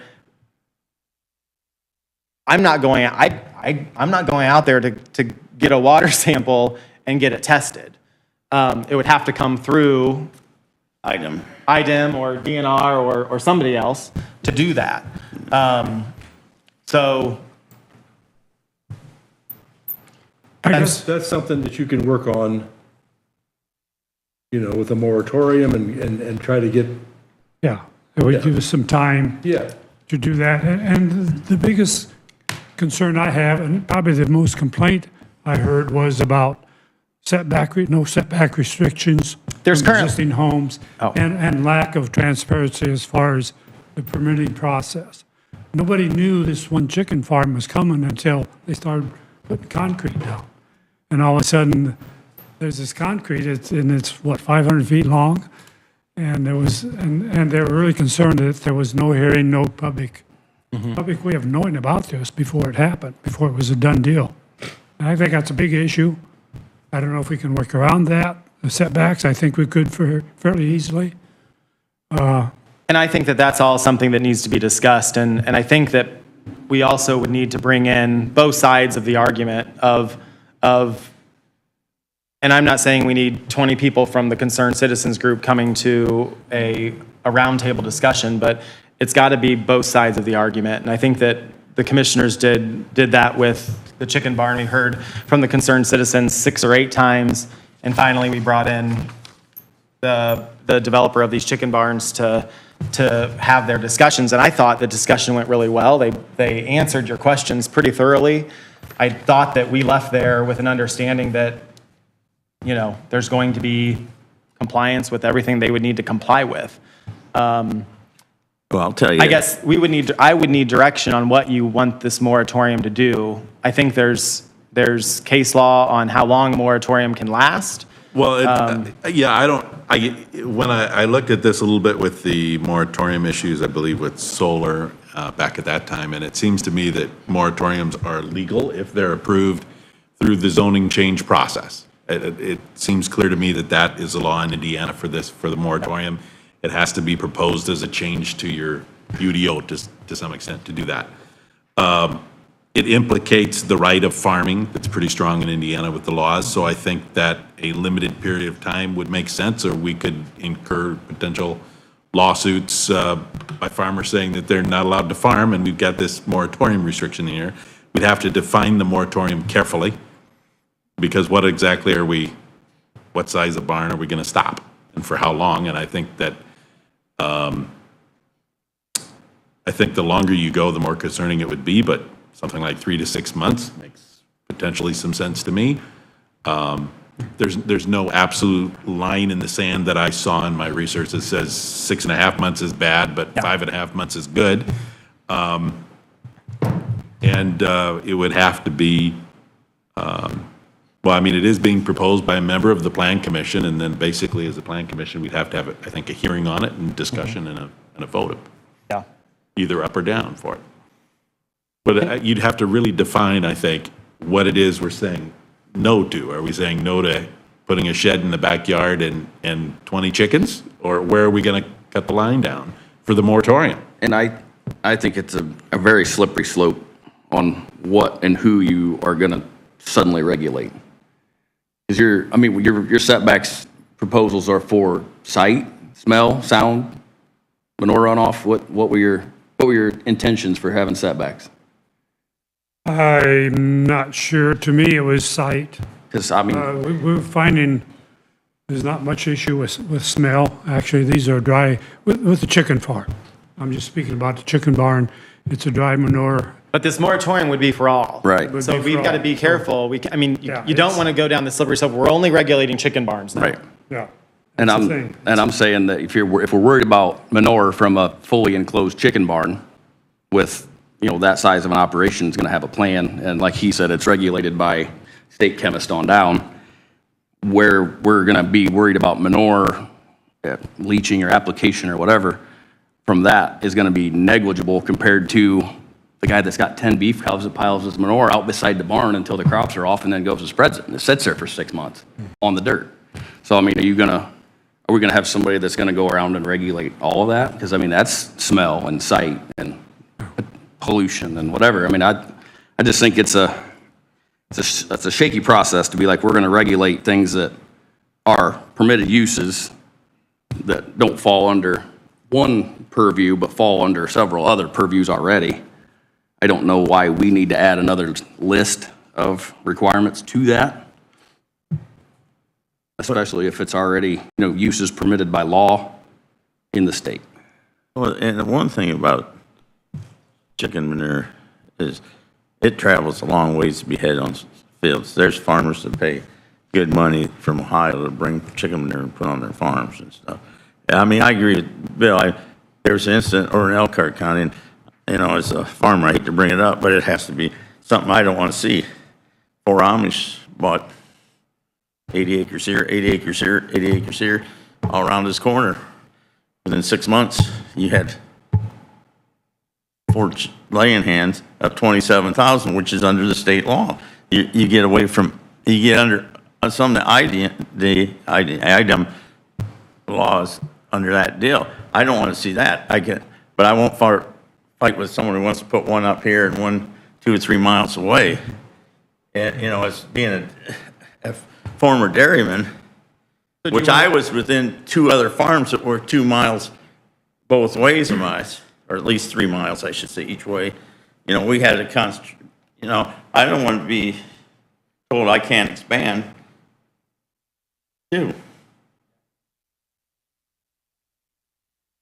When I went out there to visit, was it yesterday, 2 days ago, I asked them about locating these facilities, how close it made sense to do that, or if there were any guidelines they had. And it was pretty clear to me that they didn't want things too close together because of potential illness. So if they were close to, especially the chicken ones, if there was, something like bird flu or any other kind of illness, and it's the same thing with, swine and cattle and anything else, they don't want that spreading. So there's a reason that they have to try and not make, now, not everybody's going to abide by that, but. Yeah, well, now that the bird flu is so bad, they don't want to be as close as those guys over there, because a pigeon can contaminate the whole thing. Yeah. But I agree with some kind, okay, let's have I hate to put that, but somewhere where we can, okay, let's look at this, give us a chance to study it, instead of them coming in and get their permits and go ahead before anybody catches it. I think it makes sense that we maybe, we know ahead of time what's going in there, because, like you said, you don't want to have what happened up in Elkhart County with everybody right together. And so maybe it makes sense that we have some restrictions on how close together some of the operations could be, depending on their size. I don't know the numbers. And what's that number?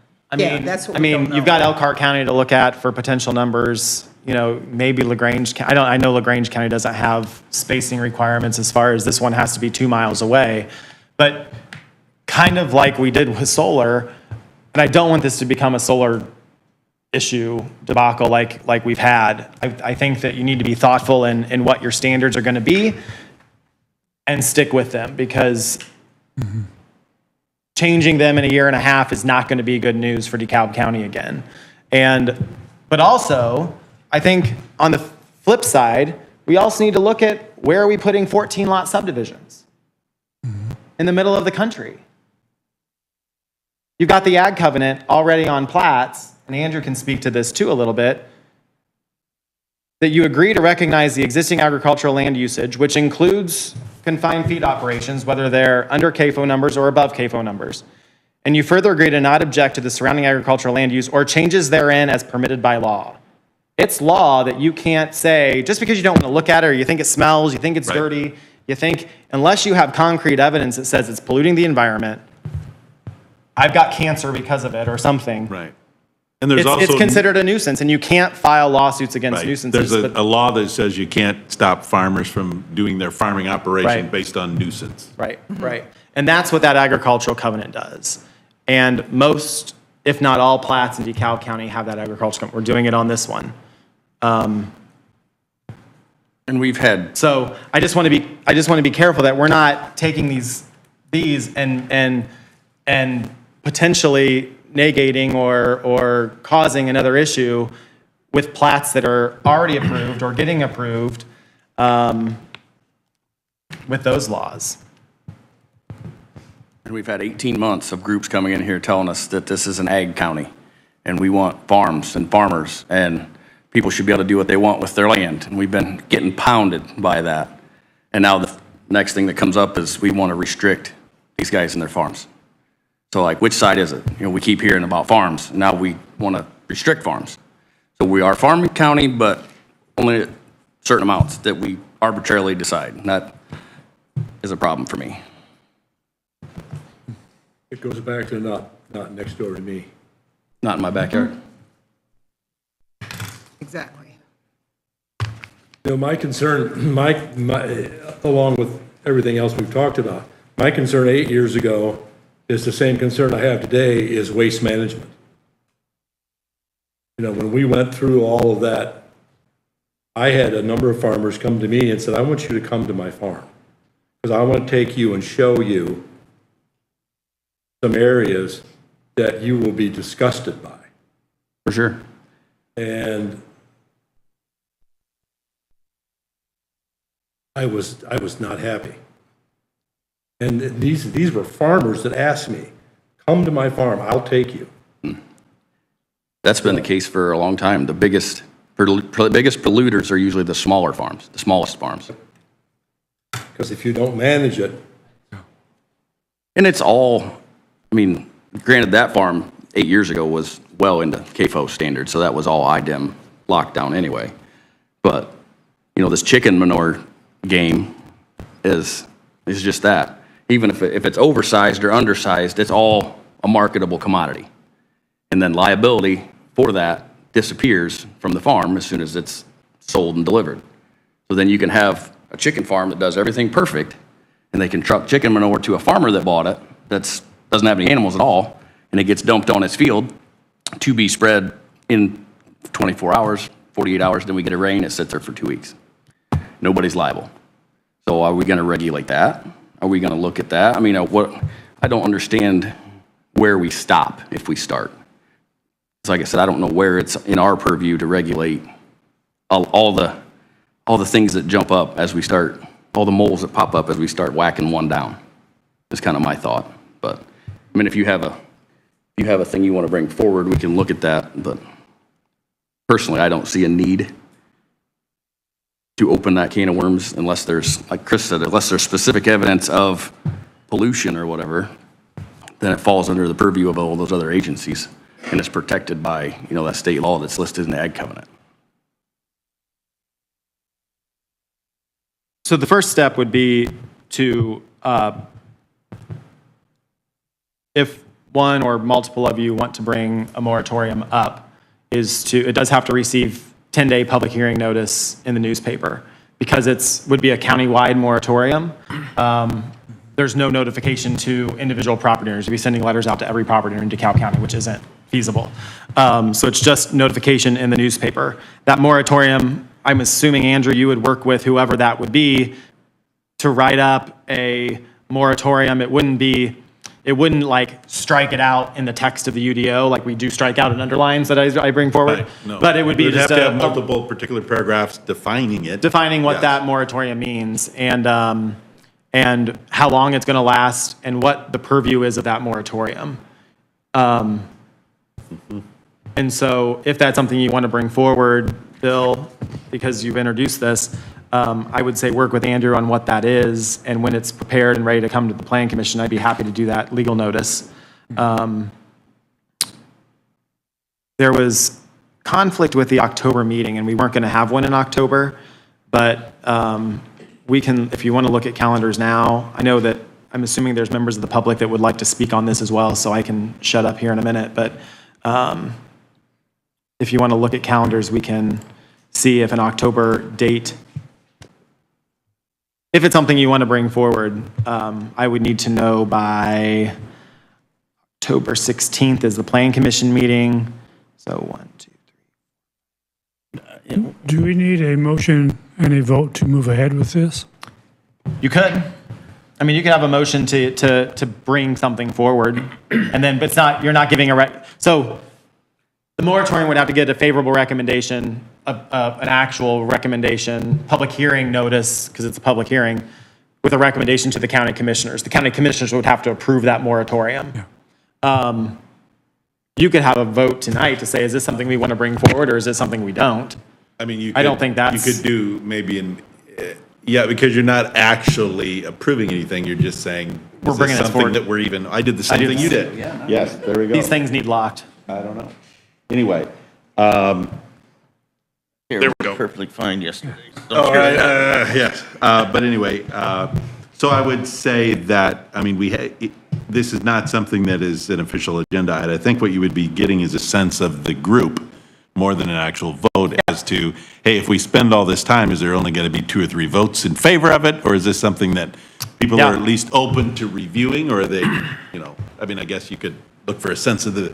Well, I mean, you first have to have the moratorium get approved, or get a recommendation by us, by the plan commission, and then get it approved by the commissioners. If the commissioners deny it, then the moratorium's dead anyway.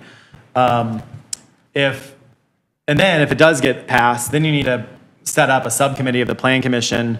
To develop a new ordinance. To develop standards for what this is. And again, it's not going to just be chicken barns, which is what we've heard complaints on for the past 8 weeks. It's not just poultry, right? Right, it can't be. It can't be. Be everything. It has to be everything. You have to be clear down to your hobby horses and stuff. I mean, so many's fine and so many's not. Another thing I would point out, don't try to throw an October meeting on these farmers. It's true. Because a lot October, of them November. are going to be in the fields unless it stays extremely dry, then they'd be done. You need to have it later in the year so we can get what they think. They're the ones that have to. December, January, February. Yeah, December or something like that, yeah, or January. But you have to get the farmer's side of the view, because if they're out in the fields, as much as they want to speak, we have to take care of their opportunities that we can run. And that's some of the issues we heard, is that they can't come to these commissioners meetings or even plan commission because they're out doing work. And then now that the season started, I mean, they may be done by October, if it don't rain. It's so anymore. dry. Yeah. It's like I was recommended today, go buy more fire extinguishers and this one, get rid of your combine. I mean, I think. What prohibits us from starting to do some of this work that we think needs to be done on maybe looking at setbacks or anything else? What prevents us from doing that without a moratorium? Nothing? Nothing prevents you. You could still from work doing that. on. It's just like proposing a new work on your ordinance, proposal. or part of the ordinance. A moratorium would prohibit any new permits from being approved. And so it's a question then of, do you want to prohibit for potentially 6 months when this would go forward, new permits from being issued on these type of projects while you develop those standards? When you say these types of projects, what does that mean? Any type of, any farm that would be under under IDEM's rules on confined feeding numbers. Basically, any barn that a farmer would want to build or House livestock in would be a moratorium. I mean, I'm wondering how I mean, it's obviously up to you guys, but. One rabbit. I mean, it's up to you guys. That could create a number of upset people, of course. You could add that to the moratorium, that you're not going to exclude a certain number of pets, horses or cows or pigs or rabbits. And the other thing is this things on like that. new? Sorry? Or is this on new facilities? Or be is on- it on? It would be on new Like if someone like myself wanted to expand, It would be I'd have to wait until this. Yep. Yes. You wouldn't be able to expand. Correct. Well, my neighbor Karen would love that. Getting back into dairy, Bill? But He's coming out of retirement. I'm bored. I'm way back milking. the chicken barns that are under contention are already permitted, correct? Under the current UDO standards. This moratorium would not affect those. affect Unless they would currently want to expand. permitted. Unless they want to expand, like, as they are permitted right now, Correct. nothing would change. Okay, just making sure that was clear.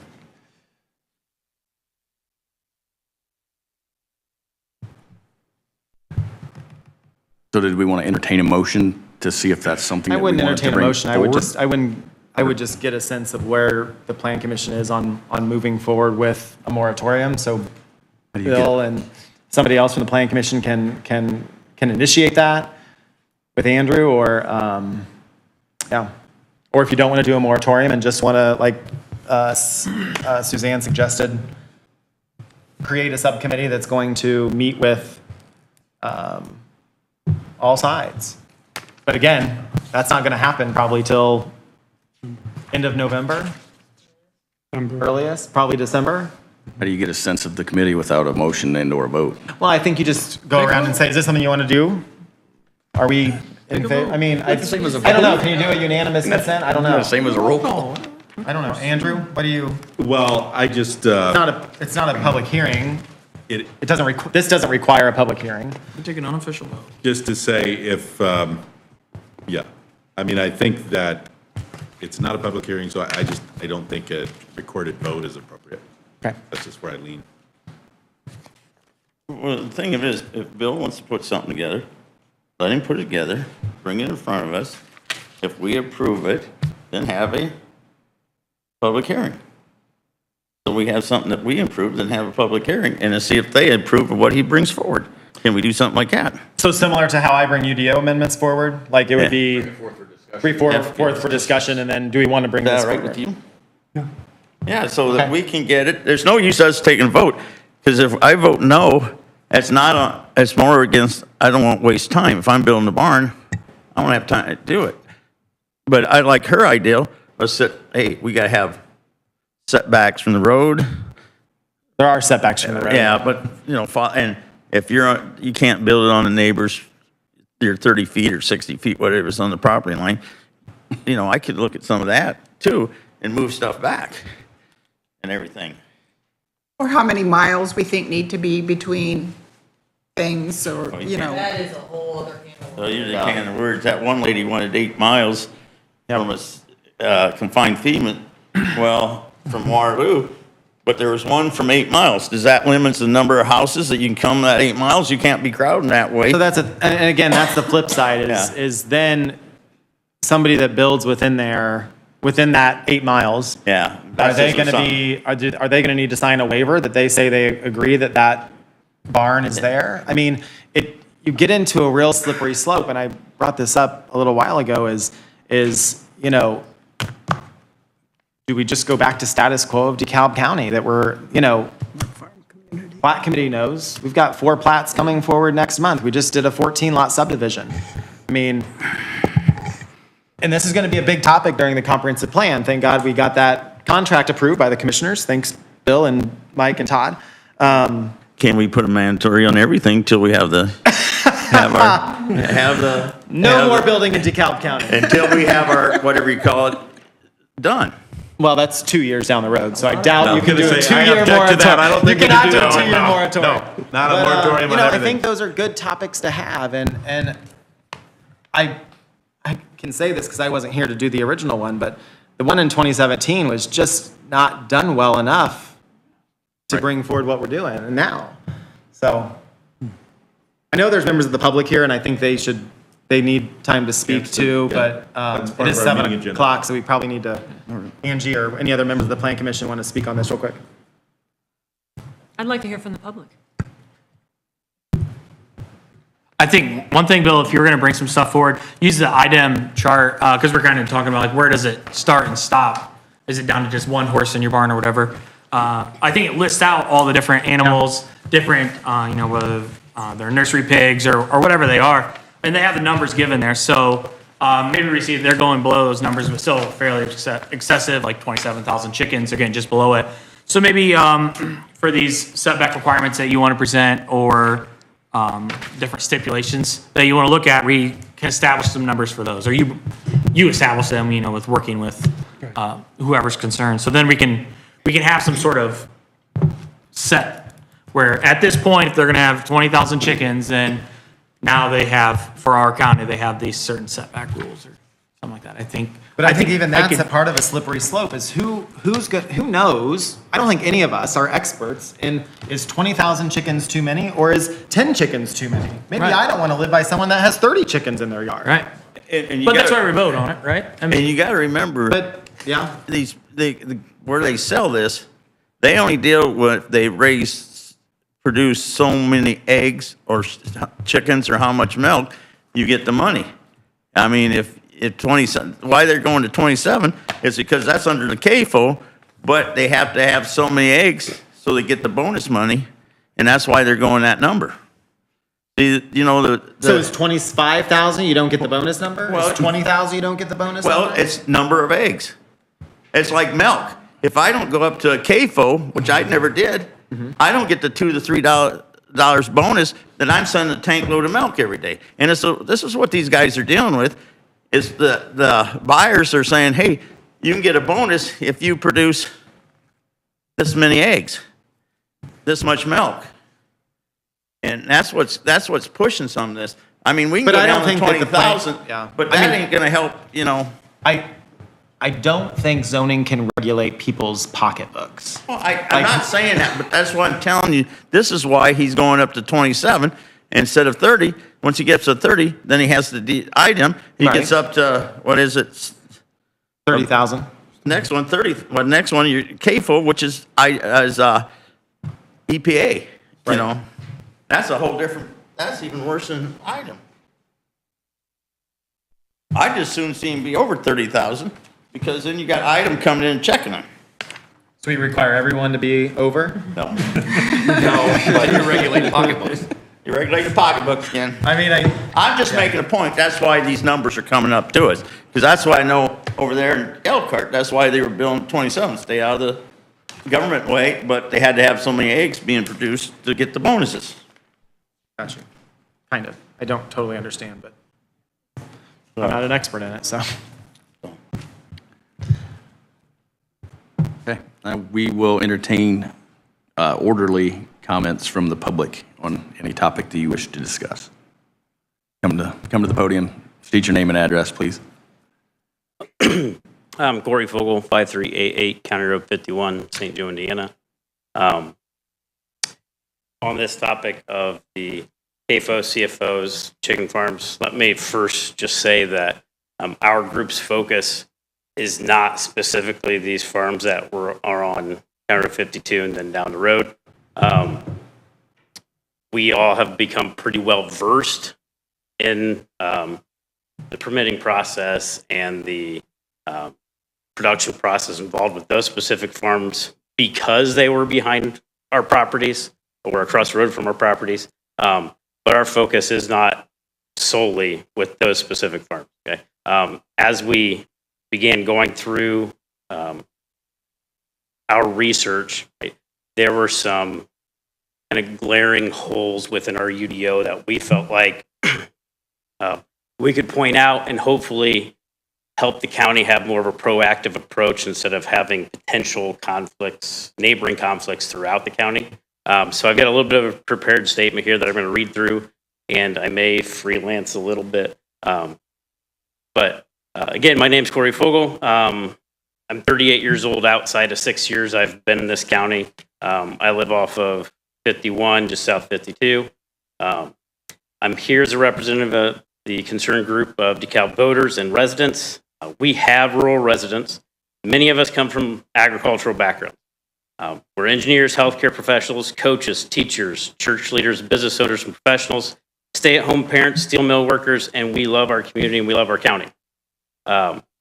What got us involved with this issue initially was a rather expedient development of a $1.2 million commercial egg-laying facility recently set up on 52. Okay? It wasn't the neighbor throwing up a pole barn. Okay? It was an empty bean field. There was no house on that parcel. And all of a sudden, there's a 600-foot long concrete pad. So as a collective group of neighbors, we were just curious as to what was going on. There was no residents associated with the operation, no public notice of what it was. There wasn't one required. No one present at the site except construction crews and heavy equipment, right? So we didn't have an opportunity to talk to our neighbor because we didn't know who the neighbor was. This led our group to begin asking questions to better understand the operation and its intent, which included GIS review of permitting information, review of local, state, and federal requirements, and more.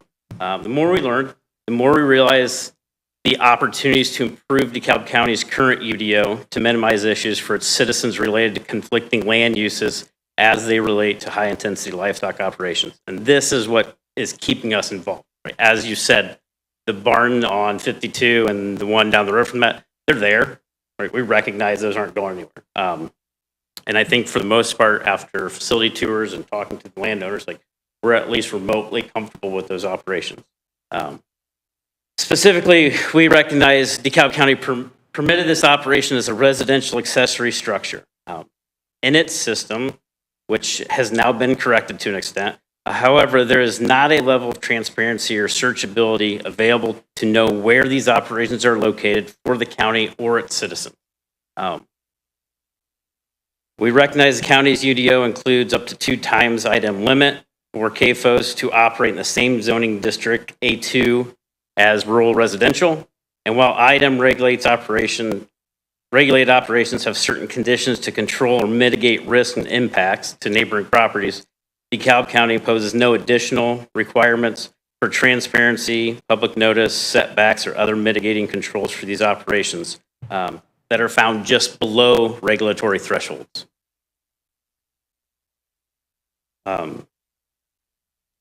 The current requirements are consistent with any agricultural barn or accessory building. Okay, so neighbors, fire departments, the county is not going to know whether this is a pole barn to park a combine in, or if there's going to be, 500 or 300 cattle. During our research, we came across a document from the Indiana Land Resource Council, together with the Indiana Farm Bureau and State Department of Agriculture, recognized this problem of high-intensity livestock operations in areas of residential or mixed land use, and released a guide to common sense model agricultural zoning ordinances to provide for a strategic growth of agricultural production while minimizing conflicting land uses, all the way back in 2009 and updated again in 2011. If you don't have a copy of this document, we can absolutely get all of you a copy of this because within the first 3 pages, there's several things that pretty much any reasonable person would look through and say, like, these are pretty good ideas. But this document serves as an objective science-based guide to support decision-making at the county level. Further, the ILRC recommends that addressing issues of conflicting land use through incorporation of this guide should be done proactively prior to new or expanding operations being proposed. We looked at zoning ordinances for surrounding counties. We found that additional controls and special exemption process exists for high-intensity livestock operations, including CFOs and CAFOs. This includes setbacks, buffers, shelter belts, special use petitions that require the county to consider use, value, pattern of development, and growth of surrounding areas prior to approval, and further requires the BZA to ensure that proposed operations will not be injurious to public health, safety, or welfare of the community. Some or all of these restrictions or controls can be found in Allen and LaGrange counties. A study was conducted by Purdue University, extended, published January 2016, that 64 counties in Indiana have additional zoning ordinances containing language specific to these types of operations. We've met with other groups organizing on a national, state, and local level that are working to improve standards associated with these types of operations. We learned, as we also see beginning in DeKalb County, that nearby Indiana and Ohio counties are experiencing an influx of high-intensity livestock operations with animal counts just below regulatory threshold. We also see a growth trend in residential rural development in the south and east side of the county, where zoning is predominantly A2. We recognize limitations in our own awareness of the present DeKalb County UDO, and we have hosted 2 informational sessions in the last 30 days to both share information on this topic relevant to DeKalb County and also to hear from DeKalb County residents to determine if our concerns are shared. We have gathered a couple hundred signatures for DeKalb County voters who agree with us based on all these points. That a moratorium for high-intensity livestock operations is necessary in order to evaluate risks and potential impacts associated with these operations, and to define appropriate and common-sense mitigating controls or ordinances to address issues related to conflicting land use. What keeps us involved is an improved understanding of the opportunities DeKalb County has to improve its UDO, to minimize issues to citizens related to conflicting land uses, similar to at least 64 other counties, and as recommended by leading experts in planning, zoning, agricultural, community development. So what does all this mean? Without a UDO, right? The surrounding counties have stricter ordinances in DeKalb County. There's a reason that these facilities are coming to DeKalb County, and the proliferation of these facilities is just going to continue because we are ripe for the picking right now from a below threshold standpoint. We have potential for neighboring conflict. We have potential for the sterilization of growth in portions of the county. Again, we are predominantly looking for a proactive stance. Williams County, Ohio, Steuben County, Indiana are both battling some issues associated with these smaller CAFOs right now. They're not CAFOs. Right? So our group predominantly is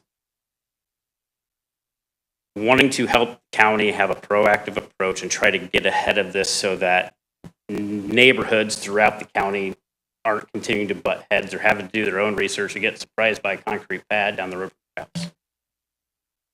That's all I've got. Thank you for your time.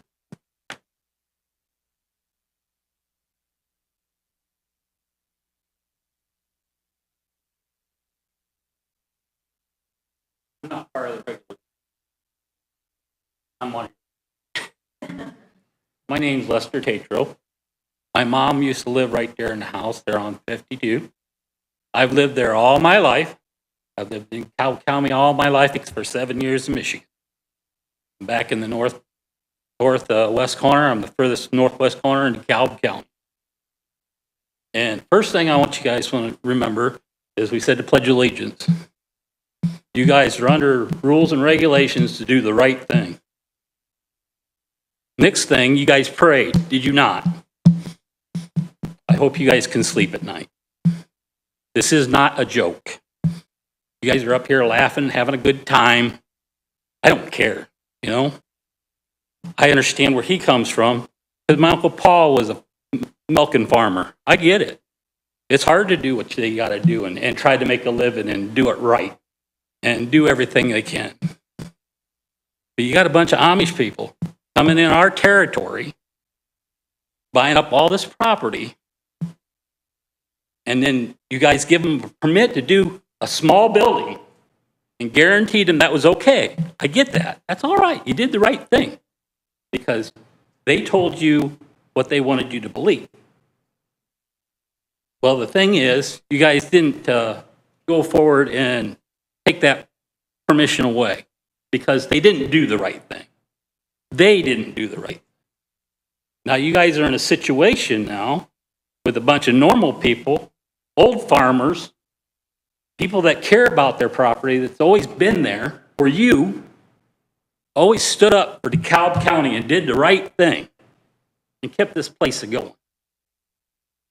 I ain't trying to get mad at nobody. I know you guys got stuck in a spot you don't want to be. We're not talking 10 chickens. We had 15 chickens right there in that house. 4 pigs, half a dozen rabbits, 20 pigeons maybe, because they multiply too damn fast. I get it. I really do. We're not talking about, you know, if it was town, you guys were worried about a cul-de-sac and how many feet that is and if it's going to have sidewalks. That doesn't mean nothing to me. It doesn't mean one damn thing to me, really. I ain't trying to be rude. I'm trying to be polite here. These people are just saying, you guys let somebody in there that shouldn't have been there because you guys were under false pretense. They were under false pretense telling you what they were going to do. Now you guys are back paddling as fast as you can back paddle and making fun of it, and that just discourages us because we want you guys to think of the right thing to do. If you live in town, I doubt you guys got a chicken next to you. Not one little chicken. But you guys will make rules and regulations to keep them chickens out of town because you don't want to smell them. Now we're talking 27,000 chickens. Not 27, 27,000 chickens. And it's going to stink like hell. I drove by crows every day of my life. I went to church with crows. Did you guys ever drive by crows when it got hot and nasty out? Probably not half of you guys did. You have no clue what it smells like. And I don't want to be like California where the cow can't fart. I don't want to be that way, because they're making stupid rules.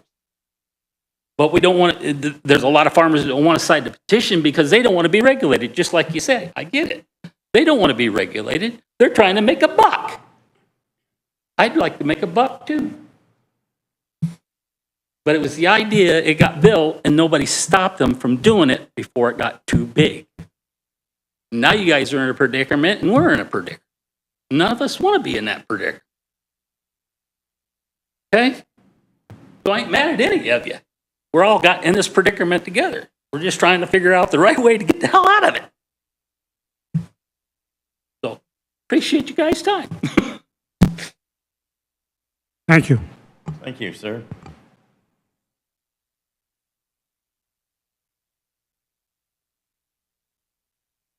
Hi there. I'm Elizabeth Seiler, and I live at 5038 County Road 52.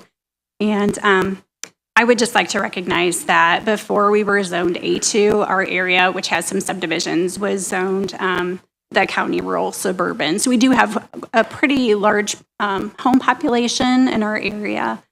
And we've never had a problem with the crop farming around us. We've never had a problem with neighbors. This is all kind of a big surprise when it transitioned to high-intensity animal farms. We did some research, and we found out some things that startled us. Some of the environmental considerations did kind of astound us, because we've got one of the farms that could potentially drain into a county tile, which goes into the creek. We also have one that could drain into wetlands and into a county drain. So I feel like we don't have the mechanisms in place for our county to evaluate this, whether it's going to be a problem or not. It does go through Drainage Board, but we realized that there were some holes, especially for the first one. So also there was a hole in the process as far as the stormwater construction permit, and this, at least for the second barn.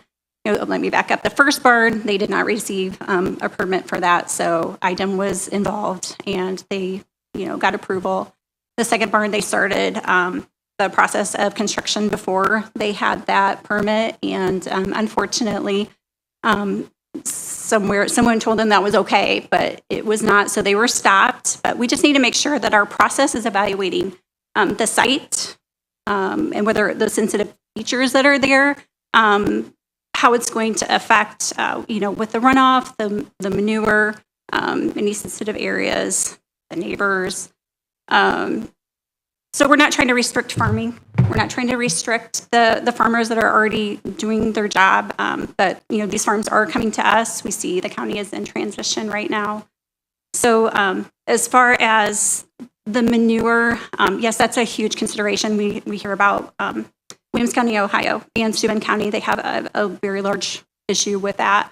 The manure application is highly regulated, but the production is not. And so when it's there on the site, and we realize for the chicken farms, they're only going to clean it out every 15 months. So it's probably not going to be a huge issue most of the time, but that's something that needs to be addressed. If it's other types of farms, the problems in Steuben and Williams County are cattle farms, a lot of manure.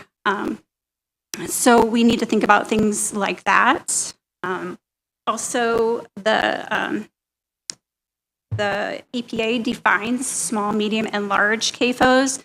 So this does fall underneath the medium CAFO level. And so when we talk about maybe addressing what numbers we would consider for the moratorium, we can maybe entertain some of those numbers from the EPA. They are established. So a lot of the counties also have their permits online.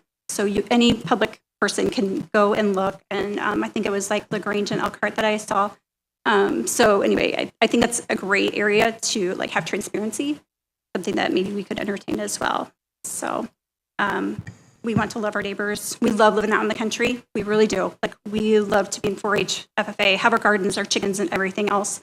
So we really don't want the agricultural community to, give us the ire. That's not what this intention is. It's just trying to level the playing field a little bit and making sure that those of us that have been there for a long time and have a new type of agriculture coming to us, that it's given its due diligence when it comes in for the permit. A lot of counties have it go through the planning commission, so that way we know what's got the checks and balances. That's all. Thank you. Can I make a comment? She's right. We're between two counties.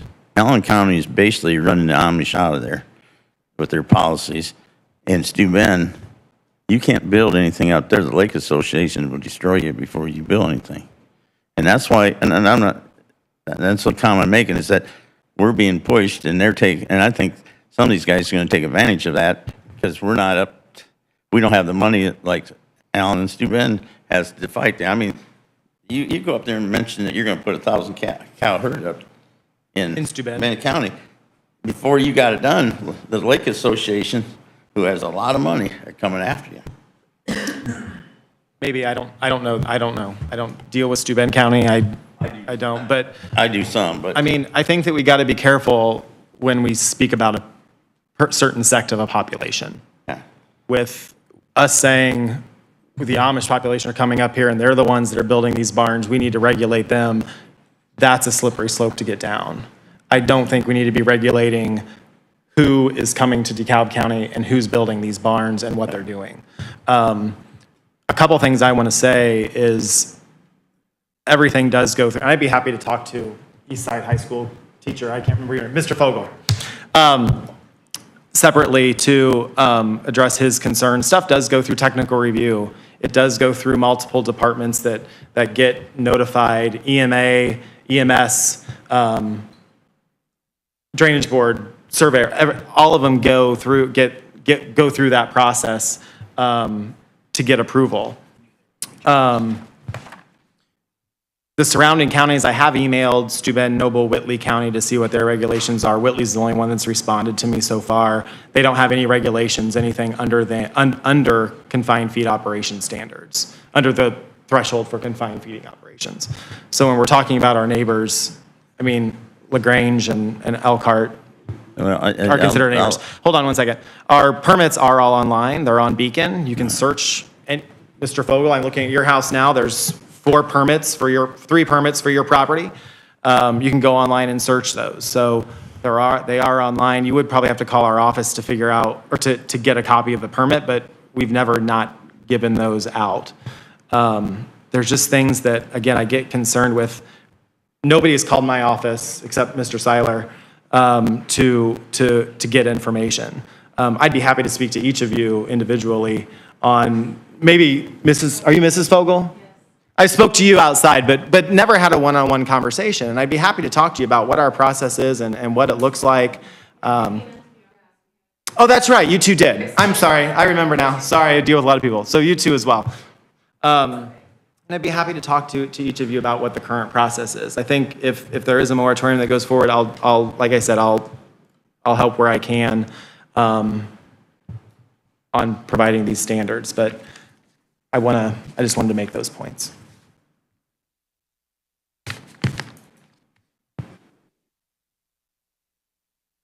Anybody else from the public that wishes to speak on anything? Jared, you want to talk into the... Oh, okay. Well, okay. I think either question for people who spoke or for Bill, because maybe you're familiar with the two. What are some of the things that we want to see?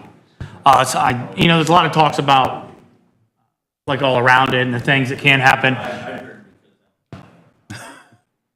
Go for it, Tyler. What are some of those regulations? Is it setbacks we're looking to see? Is it, if it's going to be over a certain amount of animals, that we prefer that the neighbors within a square mile are notified of the intention to build a facility? I guess just some direction on. And what your specific concerns are, because I mean, you can have a 20,000 cow dairy and you call IDEM and say, I don't like it because it stinks, and they'll hang up on you because they don't regulate smell. So, I mean, we want to know what your concerns are specifically, not that barn's over there, we didn't know it was going there. So what concerns you about it? Not that it's there, but why? But why are you concerned? Yeah, and it'll help with if Bill's going to propose something all around. Just trying to gain more insight on what those things are. Yeah, hi, Jessica Fogel. I'm also on 51. To speak specifically to your question, it's that we would like to see improved transparency. So the public notice process would be, I think, important. And then I think we need to understand what those common sense mitigating controls are, those ordinances, what they should be. And I don't think that can come from just the 200 of us that have worked on it so far. And I wouldn't ever suggest that. What we have referenced, though, are studies that have been compiled by experts in the field that have been made publicly available for this purpose. So I think it would be good to perhaps engage the Indiana Land Resources Council, or, in 2016, the Purdue University Extension released a report called The County Regulation of Confined Feeding Operations in Indiana, an overview, and they did a wonderful analysis on by county, what are the requirements related to CFOs, which fall under the item threshold, how many counties regulate in that area. And so there's just a wealth of information on the topic. And again, I think it's really important, since it is, an issue that has been longstanding. This isn't new, right? So, these documents were published as early as the mid-2000s, and here we are, 2024, approaching 25. I think it's important that we take note of it as a county and we understand it, rather than put it to the side and say, we don't want to open the can of worms. I think we have to have an eyes wide open approach. Otherwise, we don't deal with issues. And I think that's the job here. I think it is. So what I would propose is that, we have time to review what those common sense standards are. Certainly, from our perspective, setbacks and transparency are two key critical issues. But I'm not suggesting that I'm speaking for everyone. And I think it would be important to have more eyes on what we've looked at and have a broader understanding of the topic in general. Thank you. Thank you.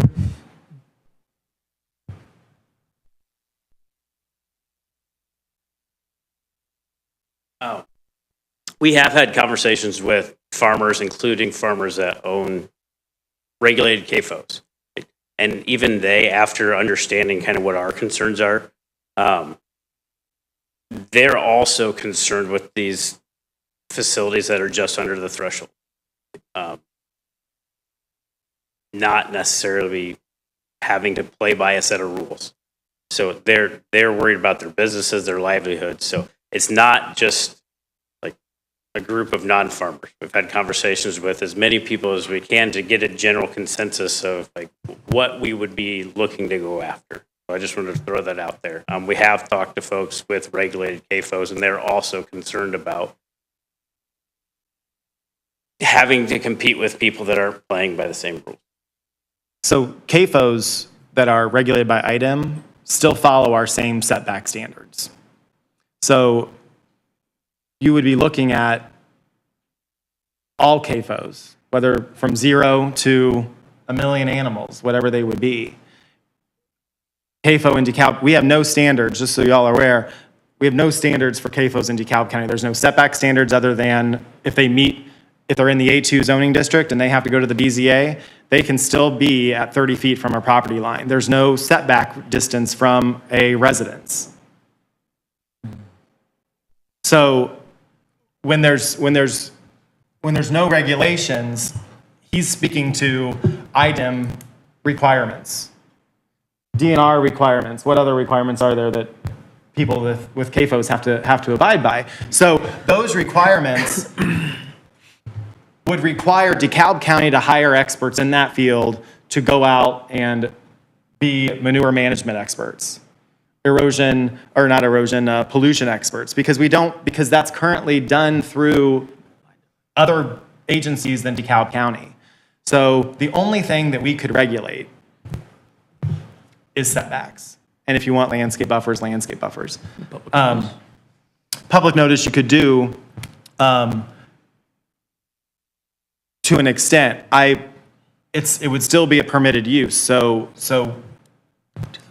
Do those CAFOs, are they required to do like a public notice if a Yeah. CAFO is going to be built? Okay. So through IDEM, That's through IDEM, though. Right. That's not through Right, DeKalb through- County. Correct, through IDEM. Right, they're permitted uses in DeKalb County, so there's no public notice requirement. Some require you to go to the BZA, but Anytime I change anything on my permit, I have to do, like, not through DeKalb County. correct, through IDEM, I have to notify. Did you have to notify your surrounding neighbors? Yes, Or- within half mile, something like that, of Okay, touching half mile. properties. That's what I was wondering, kind of what that number was. Yeah, I think it's a half mile properties to touch, where my Yeah, center makes is. sense.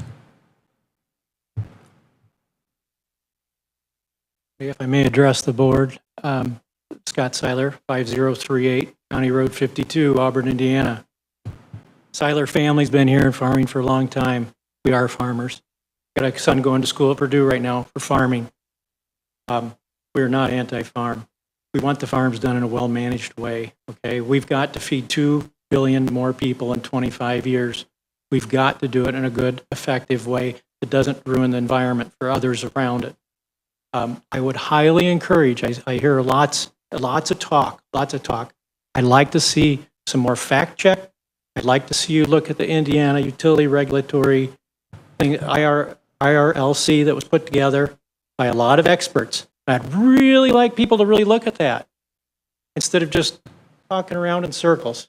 Because I think you're going to find a lot of good information. I think you're going to find a lot of information that's already answered there. Mr. Gomer, you keep bringing up all the reasons why and can't and whatever.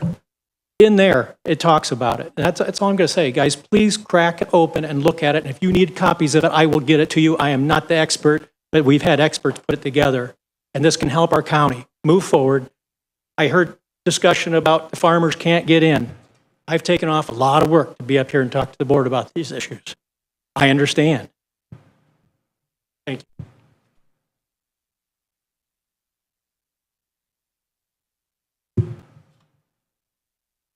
Anybody else wish to speak?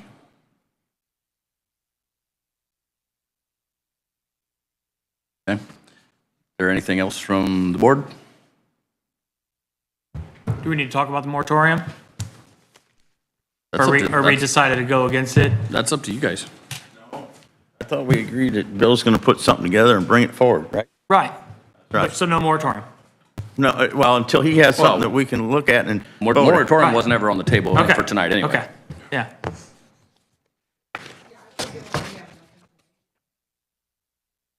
Well, right, and it didn't go through the process of, notice to be on the hearing anyway, so it doesn't matter. Information or not, it wasn't on the agenda. Yeah. So basically, if Bill obviously is county attorney and attorney for the, plan commission and so forth, I can talk to you about that if you so choose, and then Bill would, if he wants to, can propose one, and there'd have to be a public notice, as Chris Gaumer had mentioned, 10 days ahead of time. we'd have to do that For the hearing. about 15 days before whatever date Okay. that hearing would be. Yep. Just because of how you have to put it in for the column. Mhm. So, Bill, if you do want to move forward with something in October, we'll need to get that done here pretty soon for the notice. Is everyone available on that date? I think there was, Angie, were you the one that wasn't going to be here? October 16th.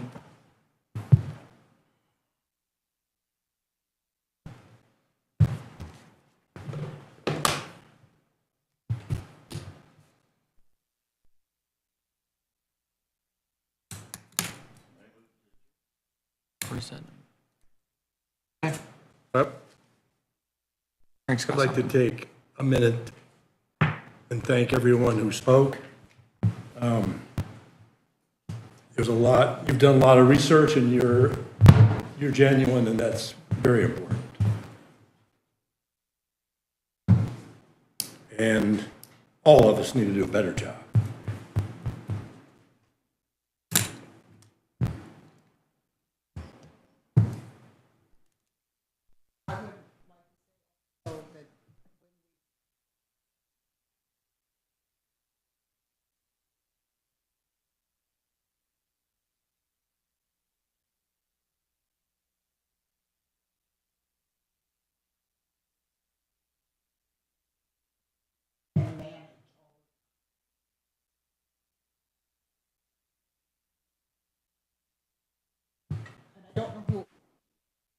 That feeding the population is going to have to take place in smaller and smaller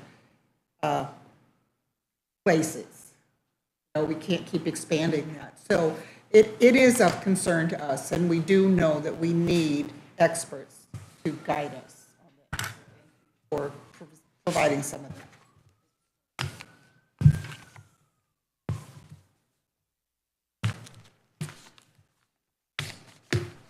Anybody else? We will adjourn.